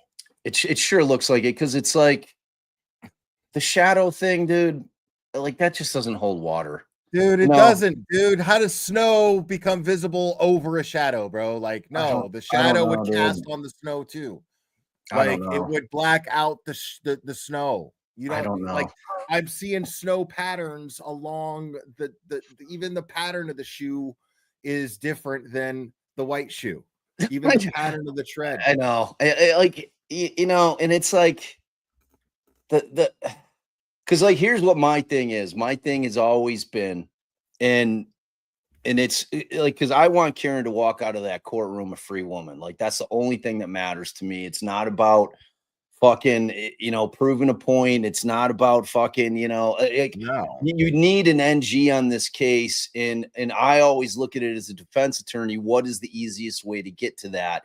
In this case, it's following the science, because what got me on to Karen being factually innocent, first and foremost, wasn't that something happened in that house. It was the fact that there was no pedestrian motor vehicle strike that took place. That's what the evidence showed me. That right is indisputable to me. And I have two guys that are learned beyond learned. I don't give a fuck what Hank Brennan says. And I mean, Hank Brennan's so terrified of those two guys. That's why he fought like that, to keep those guys off, because he knows what they are. And he knows that now that Bob Alessi's on there, that this direct examination of these two guys, now that they can speak to them at will, is going to be fucking airtight. And the difference between those two guys and Welcher is going to be night and day. And you've got these two guys who are going to come out there and they're going to say flat out, there's no evidence that this was a motor vehicle pedestrian strike. I'm sorry, it's just not. And they're also going to say there's no way that taillight is exploding like that, where it's spewing shit all over the front lawn of 34 Fairview. Those two things did not occur. So as far as I'm concerned, that means one thing and one thing only. That's reasonable doubt. And that's Karen walks out of court. So like in my world, I'm focusing on that, because I always worry, as much as we think that something may have happened in that house, because it seems like to me pretty logical. But like Alan kind of shit on my theory. Like I had always been, when I heard the Higgins Karen text, the first trial, I'm like, there it is. I'm like, fucking, like, she had her phone plugged in, fucking dipshits fucking text, like, oh, well, fucking popped up on the screen. John's like, what the fuck's this? And she's like, what are you fucking talking about? He's like, what the fuck is this? Let me see your fucking phone. And he gets out, goes in hot to the house. It goes right to fucking Higgins, and the scrum starts. Like, that's what happened. That made total fucking sense to me. It's so simple. Like, dude, I mean, John doesn't have to, in order for John to still be the victim in this scenario, he doesn't have to be this wavering little, no. He totally was like, she's not going to understand this. She's not going to understand why I got to do this. He's like any dude. This motherfucker just gave me a hug, and he was talking to my girl behind my back. My girl's shit. I'm going to go see what this motherfucker's got to say. Right. That's what any dude's going to do. Any man does that, dude. Especially when you're lit. If you're fucking hammered. He's been drinking all day. He's an Irish Boston cop who was shit-faced. I've got buddies. I've got 2 friends that moved from, there were Southies that moved to Chicago that still 25 years later still have the, like, when they get drunk, the Southie accent comes out. And this dude loves to fight more than anybody I've ever met. Like, we've almost never gone out to a drinking situation where he hasn't gotten in some kind of altercation. It's in his DNA, and it's like, we're all like, it's like a running joke with us. Cause Chicago guys, we're all pretty nice, pretty even-handed. We're Midwestern folks, Midwestern folks are super nice. How you doing there, buddy? Yeah. How's it going? The East Coast guys, they want to fucking throw down, and he would have gone in there, I imagine, had he seen that Higgins was making moves on his girl and been like, what the fuck, bro? What the fuck's going on? He would have come in hot. Like, yeah, like, I want to see how this motherfucker. If somebody's macking on my girl, I'm coming in hot. And I find out about it, and it's like a dude that's pretending to be my homie, I'm coming in hot on it. Well, and I don't even think John didn't even give me the impression that he gave that much of a fuck about it. It was more about, okay, wait a second. Like, this bro code shit. He's the one that did me dirt, and he's got the problem. It's bro code shit. Right. I gotta go see what this motherfucker has the balls to fucking do. Right. You know what I'm saying? Like, that's what that was, in my opinion. Like, because he was smiling, like when he was like, come on outside, blah blah blah. In the security footage, John is drinking his beer, smiling, and then when he leaves, he does a little jig. John wasn't sweating shit. Not at all. That's what I'm saying. At that point in time, and I watched the Microdots video, which is great. All their shit's fucking great. Yeah. So I'm like, all right, and I'm like, they took some creative license, but I'm like, that's certainly a possibility in what happened there. You definitely with Chris putting his fucking hands on, been like, it definitely looks like he's like, dude, calm the fuck down. I mean, you could definitely get there with that. That's not like some kind of long stretch on that being what was going on there. But, in terms of John not being in the know, and then all of a sudden in the car, if she plugged in, and like, if she's got CarPlay like I do on my phone or whatever, if she's got a Droid and she plugs her shit in and it's showing up on the screen in that fucking pimp Lexus, and some shit pops up that he wasn't supposed to see, I mean, you could see a world in which that turns into John going in there. But all of that aside, what I'm saying is, it still scares me, because when you sell that, you've got to sell it to the jury. You're creating kind of a de facto burden on yourself as the defense when you have no burden to prove a goddamn thing. Right. So, but when you bring that up, when you say, all right, so instead, that's just for us to theorize on, is whether or not John went to the house. Is all that matters, right? All that matters is that Karen didn't do it, right? And that these motherfuckers are covering it up, right? What actually happened, right? That's what's going on. That's what matters. So I think you live. Whether or not John came in hot or not, it's interesting, sure. Yeah, totally. But I mean, it doesn't fucking matter. You live in Proctor world, and you live with the science. Those two things, and then you create this possibility that something may have happened in that house, so that it just percolates in the jurors' minds, because that puts them over the edge. They don't have to believe it. You just give them enough to where, like, there was so much weird shit going on with these fucking people. I don't know what it was, but I don't trust it. And you leave it there. You don't, you know what I'm saying? Like, I don't know that they need to dig in all the way like they did the first time. You just give them enough with all the weird shit to where they're living there. Because, like, look, man, I mean, the reality. What that tells me, though, Bob, is that, and not just that, like, but this tells the public, in my opinion, it's kind of their way of also telling, and that's not why they're doing it, but it tells the public that they're not just trying to exonerate Karen, but trying to get justice for John. Right. Because, and I happen to know this because, like, I've gotten the privilege of actually interacting with Karen and her team. And I'm telling you this now, you know, and I'm speaking to a defense attorney. I'm telling you, I'm sure that's the only way I can think about it. I'm sure you've had clients that you knew were guilty, but your job is to defend them. You know what I mean? Your job that's the is majority. That's it, right? Yeah. Every single person on Karen Reed's defense team, I could tell you, I looked into their eyes, I talked to these people, they all genuinely believe in Karen's innocence. She's factually innocent. Yes, absolutely, 100%. So that this being is said, what's driving them. So that's what makes watching them work so fascinating. But it's scary because it can't be at the expense of Karen's freedom.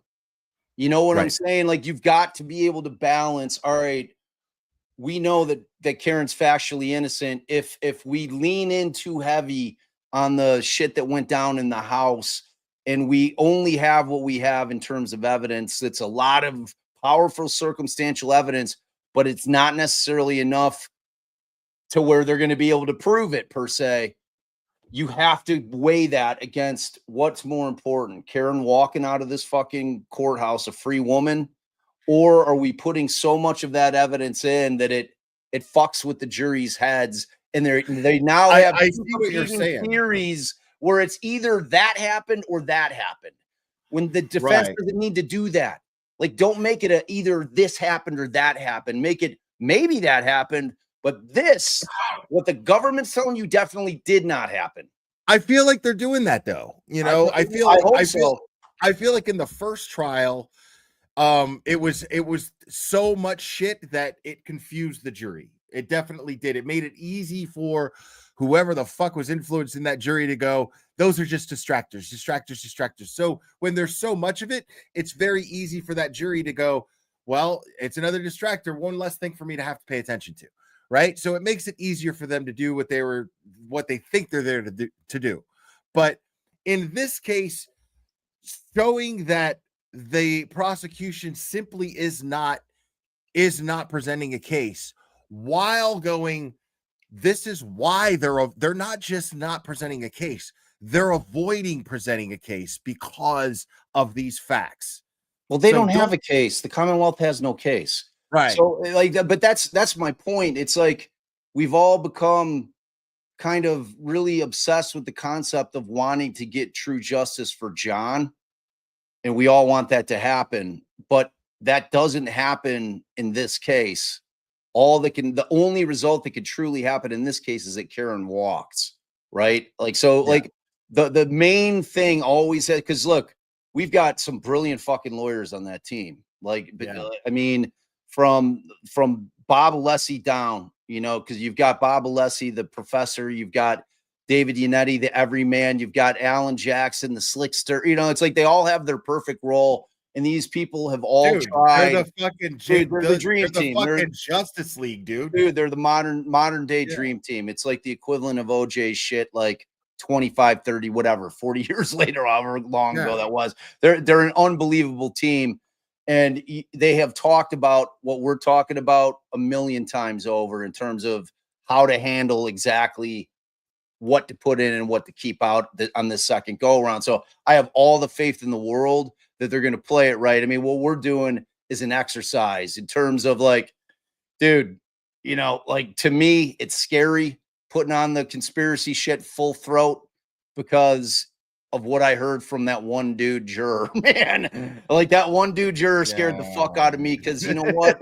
That dude's like every exactly juror. what made me feel. You know what I'm saying? Yeah, You can't that's disregard. exactly how I felt. He scared the shit out of me. That's Scared the the shit best out way of to me, put man. it. I Worried mean, me. it was scary, but you have to take that as a learning experience because, like, after every Thank you, case, Meg. Alice and I always want to talk to jurors, win, lose, or draw. I always Right. want to know if we win. I'm like, what did it for you? You know, if we lost, I'm like, what did you hate about us? You know, what should we have done differently, especially if it's a close case? Because most like if you got a strictly circumstantial case, there is no fucking like direct evidence. So it's like always on the fence and it's going to lean one way or the other, you know? So it's like this case, you know, I mean, if you listen to the anti-free Karen Reed people, you know, they've got her nailed because of the shit she said during the most traumatic experience of her life, which has zero weight. You know, it's None. that simple. You don't like that has zero weight. I don't give a fuck. I'd be running around like a chicken with my head cut off if I found my wife dead on a fucking lawn at a place that I dropped her off at the night before. And Everything saying would be God running through knows my what. mind. Right. Saying God knows what. Right. Say know? all of it. Like I'd be trying Right. to, it'd be a stream of consciousness, me puking out every possibility that may have like befallen my wife and that's lying dead in the yard. I'd be like, oh my God, I'd be losing my shit. You kidding me? Like all of that. That being said, those interviews, God, how much do we wish that those interviews didn't take place? I mean, my God. Yeah. I mean, get it. it's- I when get you why think she about wanted it, to talk. because like I get it too. I get her part of it, you know, but when you think about it, it's like okay, she ends up doing these interviews, and every time I watched it, when we watched it in real time, I was like, I didn't think nothing of it. You know what I mean? Right. And then now you look at it like, fuck, like, well, Well- Brennan would what case would Brennan even try to present if those interviews didn't happen? That's Like, what I'm because this saying. is all he's using. That's the entire case for him has been these Right. fucking clips. I mean, Right. it's like we're into the fourth week and I haven't seen any evidence of any crime at all, other than maybe a straight up DUI, which she hasn't been charged with. So, I mean, you know what I mean? It's like we're getting in if we do like, and I have no reason to doubt anything that Turtleboy says because we know he knows. It sounds like they're getting near the end of their case in chief. I mean, like this thing, like I would not be surprised if this thing had gone today. I would not be shocked if they would have closed their, you know, ended their case in chief like on Friday, and we start with the defense on Monday. Like I easily could have seen that happening because I think we have Welcher, whoever they're going to put on as, you know, a pathologist. I'm assuming I actually have a crystal ball that I like reference those. once in a while. I like those. Bob. And I actually have a very, it only gives me very, very short little predictions. I have love some those. footage. I have some footage of Bob Alessi's cross of Welcher. Because he's very apologetic. He's a very apologetic guy. Here, look. Oh shit, I'm sorry. There you go. That's basically how that's gonna go down. Dude. I loved that fucking like nerd battle between Alessi and Hyde. It was like one of my I could not eat that up enough. It was like he's just so fucking brilliant. And like it was like you could tell they were kind of falling in love with one another in a nerd way. It was like it was this incredible nerd battle that I loved it so much. And I'm it's like my favorite. Oh my God, dude, it was amazing. And like that just shows you when he's taking control of all the scientific shit during the defense's case in chief, it's going to be just fire, straight fire. And it's going to be, he's going to lay out the arc of witnesses, Wolf and Rensler, unlike anything we've ever seen, man. I mean, the guy, he's so thorough and he knows his shit so forwards and backwards. He's so prepared as a lawyer and he's got such a strong science background that he actually understands what he's questioning about, because a lot of times defense attorneys are at a disadvantage when it comes to some of the science stuff. That's why we hire experts. Number one, hey, we got this guy on the other side who's saying this shit, so we need you to rebut it. But more importantly, I need you to help me develop my cross because I'm not a science guy. I'm a fucking lawyer. You know what I mean? It's like Bob Alessi. Alessi's got that incredibly strong background in all of it.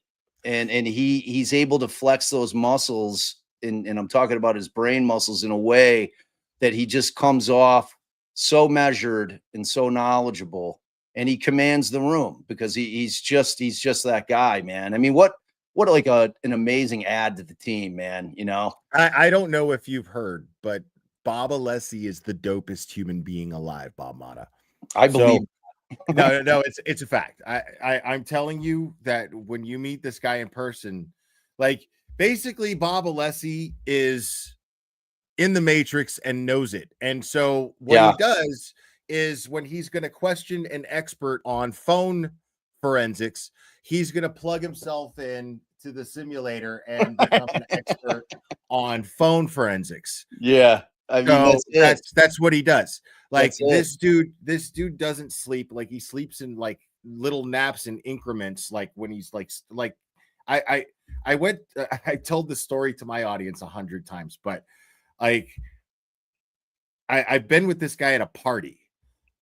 This guy, he's 67 years old. He's ripped, unbelievable, shredded, right? Unbelievable. No. And the guy is always eating. And he literally at a party doesn't drink at all, right? And at a party where everyone's drinking, he pulls out a Ziploc bag of fucking dry cereal, pours milk into the Ziploc bag, and starts eating fucking cereal out of the Ziploc bag. With That's fucking awesome. At a fucking party. Yeah, that's how this dude is. Like how he rolls. Yeah, like the dude, he's a pharmacist. Like I love that. Fucking decided he didn't want to do law anymore, he could just do pharmacy. Like he could do whatever he wanted. He's that guy. You know what I mean? He's got Bob that brain. Alessi is proof that like if you want to do something and don't do it, it's an excuse. You're right. It's an excuse. He 100%. leaves you no room for excuses. 100%. Like by his example. Like I always had the lawyer crush on Yannetti. I always thought Dave was fucking awesome, man. He's as awesome as you think. Yeah. He's like an everyman, you know. It's like when I came out of law school, it's like I had like a bunch of people like, oh, you're like an everyman lawyer. I'm like, what the fuck's that mean? I was like, is that some kind of backhanded compliment, man? They're like, no, man. It's like you can just like relate.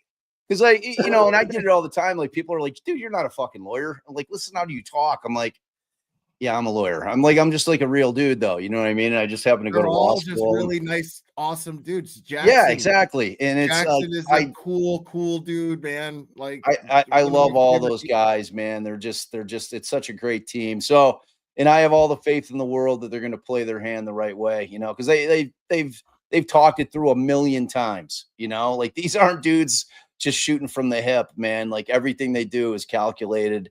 And they're going to try this case the way that it needs to be tried. So it's like, and I love watching it, man. You know, it's like watching part two, because you don't get that many part twos in trials. You know, they happen occasionally, but you know, when you watch them, because it's an advantage to both sides, you know, because both sides are all right. You know, what do we need to tighten up going into the second round? And, you know, and you can see where they made changes. And you know, going in, I knew that Brennan wasn't going to do that fucking pre-buttal case that Lally did, like putting all those witnesses on to try to get in front of the conspiracy shit during his case in chief. I knew Brennan wasn't going to do that. Dude's a fucking defense lawyer. You know, I mean, they brought him on for a reason, you know, and it's like, we all hate him, you know, we all hate him. You know, it means he's doing his job, you know, because it's like, he gets under your skin, but he tones the shit down in trial. You know what I'm saying? Like, before I started following crime cases, I used to fucking hate lawyers. After this particular case, my personal heroes are all lawyers. Yeah. Like, it's crazy. Yeah. Crazy. All defense lawyers, though.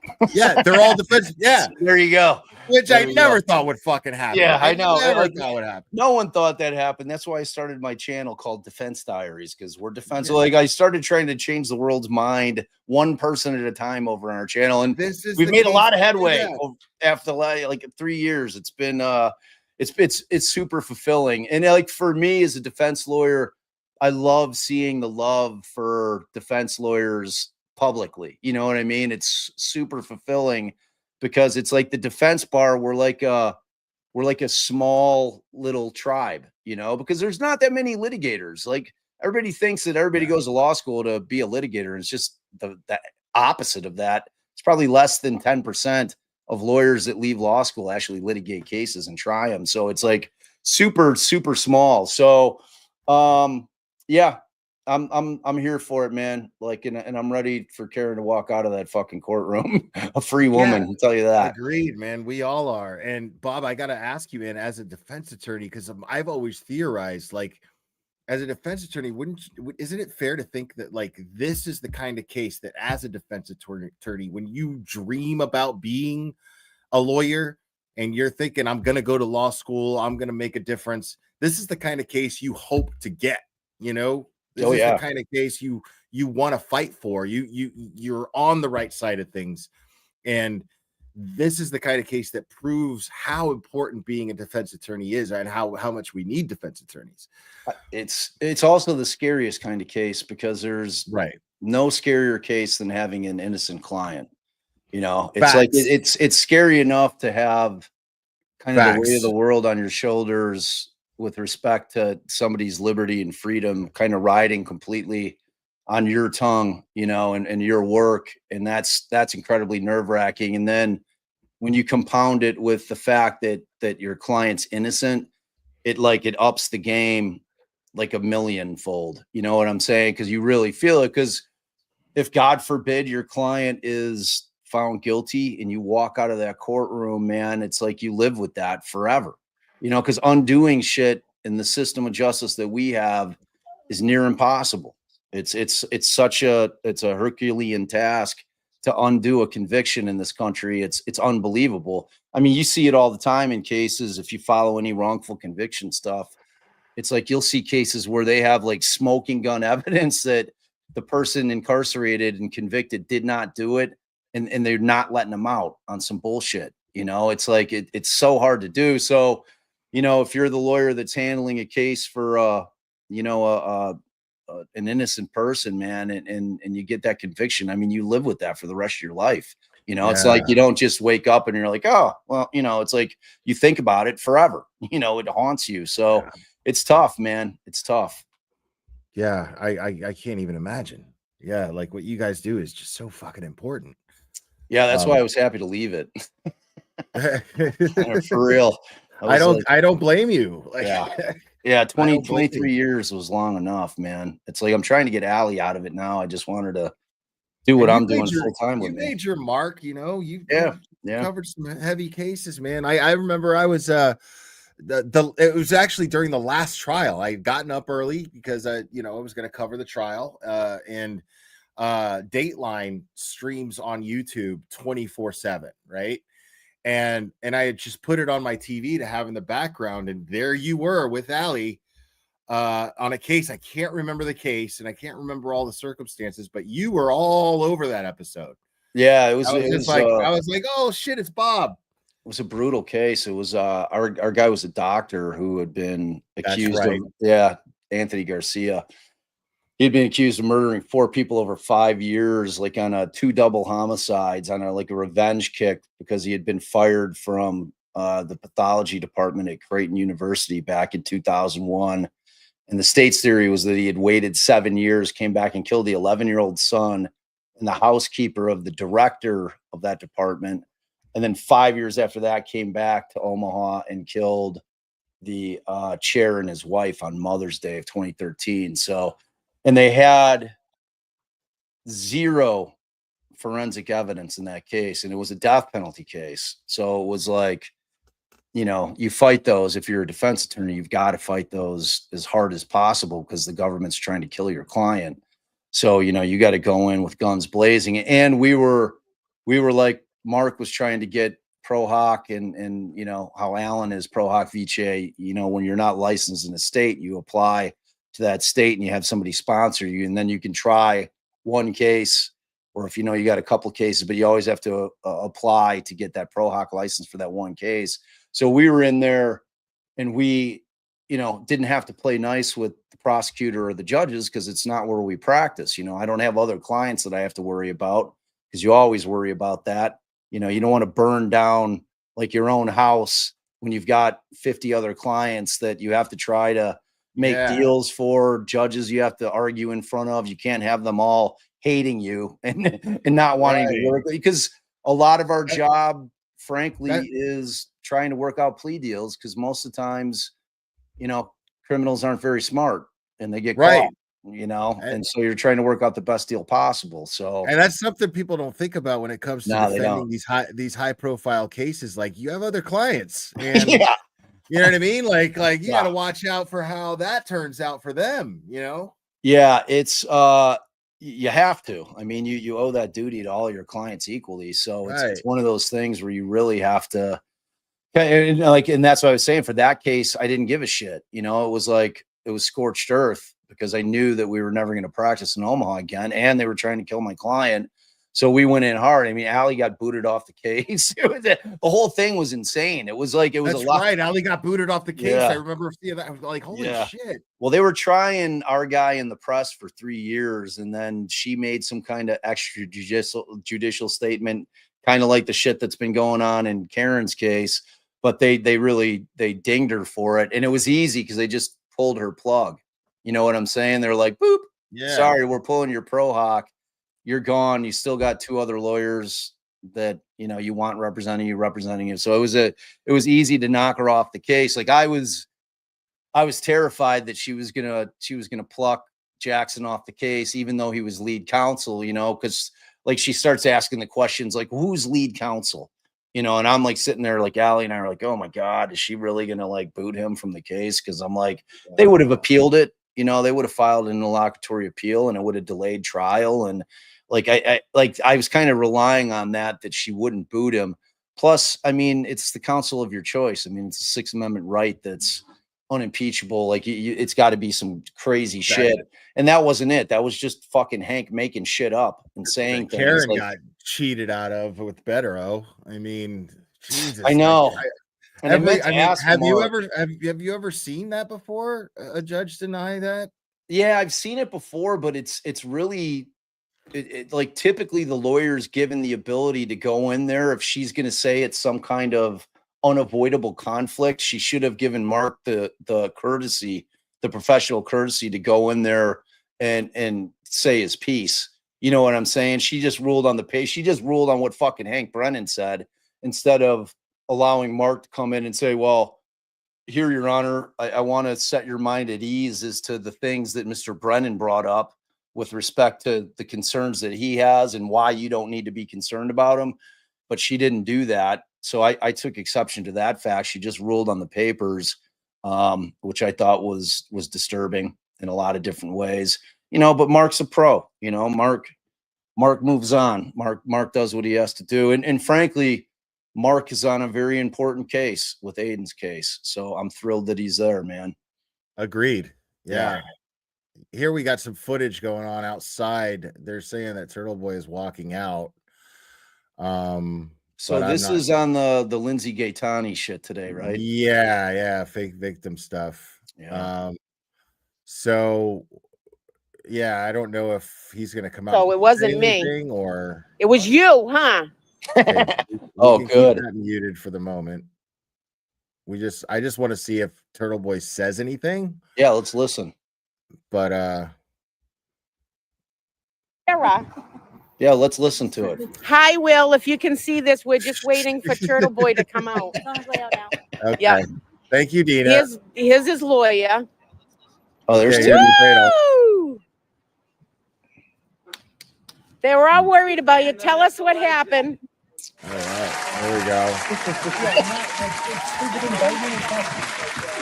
I've already been charged for that one. They just moved it to a different court, which is not means that's from nothing. So yeah, everybody was panicking, so they're glad you're good. Yeah, we're good. Yeah. Aiden, can I get a picture with you, man? Of course, yeah. Look at the Streisand effect this shit has. You know, they try to shut him down, and now people are like, "We want pictures with you, dude." I know. I love it when a plan comes together. You know what I mean? Yeah, it's totally, man. I was trying to tell them about that lawyer that was in court that leaned over and was like, As a lawyer, yeah, that was hysterical.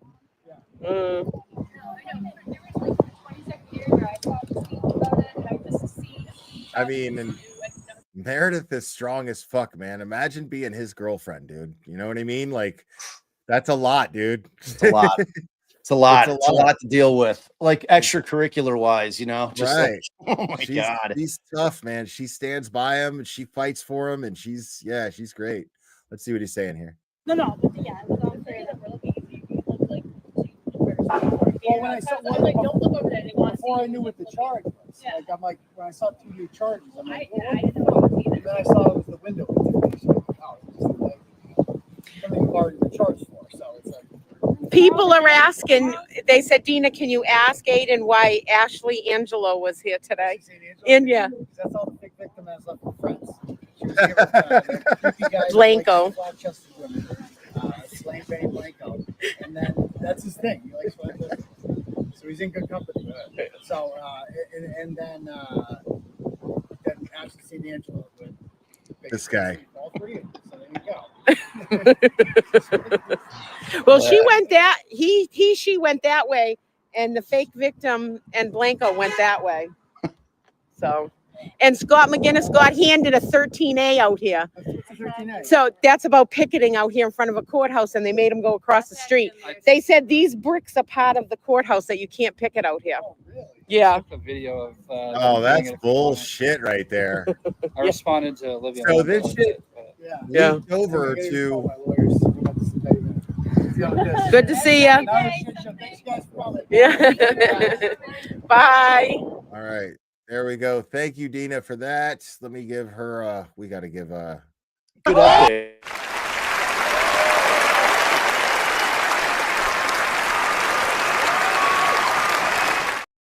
Yeah, so now they're trying to now just the cops are just taking it upon themselves to do a buffer zone in Worcester. Well, like what shocked me is the like Microdots posted that thing that they had some of their merch on, and they're making like this woman take off the fucking merch. I'm like, what? I hadn't seen that. Like, I kept looking for that, and I still haven't seen that footage. I know that Turtleboy went over it yesterday, but when he was going over I it, didn't see any footage either. I just saw the post, and I'm like, that's outrageous.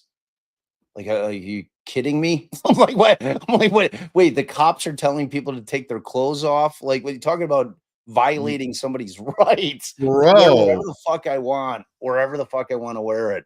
Short of a courtroom, the judge has the right to kick you out of the courtroom.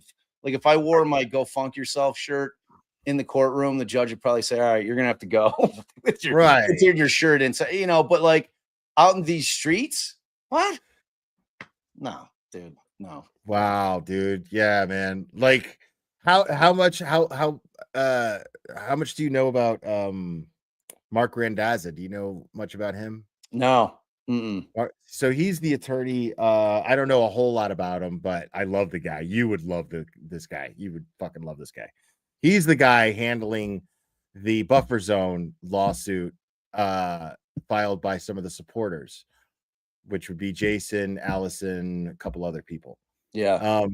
And I think, and now Erica is now getting on that too, because of what happened with her yesterday. I love that. Yeah. But yeah, Randazza is awesome.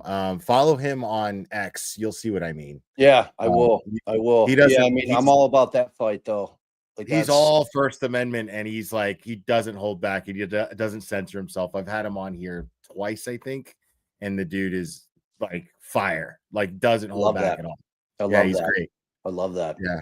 Yeah, I mean, when it comes to our rights, man, you need people sniping hard, you know? Agreed. Just do. Otherwise it's gonna get ugly out there. So, you know. All right, dude. I'm gonna go hang out with my girl, chill, and just try to go to sleep early. I've got a pretty good live on tonight. I've got a live going in like 4 hours. It's this case in like that case I was following, the Richard Allen case. One of his lawyers is coming on my show tonight. He just tried a case in front of that same judge, Judge Gull, a murder trial. And it's like a reverse staircase with Michael Peterson. Remember that case where claimed that he found his wife dead at the bottom of the I stairs. still don't know what I think of that. I know the owl. Fuck. So God, this is the opposite. She found her husband dead at the bottom of the stairs, and they ended up arresting her, charging her with murder. They just went to trial on it. Gull was the judge, who hates Andrew Baldwin, hates him from the Richard Allen case. So these things were going on at the same time. And they ended up getting a not guilty on Friday on that case. Okay. So him and his partner are going to come on and give us all the dirt. So it should be a pretty good live, man. It should be a pretty good live. Yeah, guys, check that out. I'm dropping Bob's channel link in the chat. It's called Defense Diaries. Him and his wife Allie are the hosts. Make sure to subscribe to them and check that live out tonight. Bob, thank you so much for jumping on, man. Brother. This was super fun, man. I knew it would be once we finally got around to it, but we're cut from the same cloth, brother. And I better see your ass out here for Riot. Riot Fest, yes, guys. Make no mistake. All your donos, they go to me going to Boston, but I'm also trying to go to hang out with Bob here in Chicago in September. Let's go. Let's go. All right. Free Karen Reed. Let's go. Let's take it down, boys and girls. Absolutely. Being Liza. All right, y'all. Ciao. Later. Dude, Bob motherfucking Mada, y'all.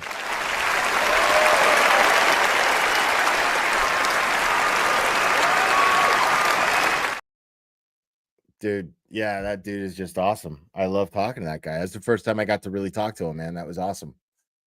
So guys, update on Aiden. 2 new charges. Well, same charges, just now they're brought in front of a grand jury and he's indicted officially on them. That's all. No bail has been revoked. Turtleboy is still a free man with us, still a functioning member of society. And I don't think he's gonna get quiet. So people, I love you guys very much. Thanks for hanging out with me. Thanks again to Bob Mada. Special thanks to Bob Mada. Special thanks to Sleuthy Goosey, SD, Olivia Nile, Joe Flip Ahead, all you guys who helped me out behind the scenes with a couple of the tweets to go over and stuff. That means the world to me. Thank you guys so much. You guys are absolutely amazing. I am going to wrap this up. People, I love you very much, and we will do this again very soon, my friends.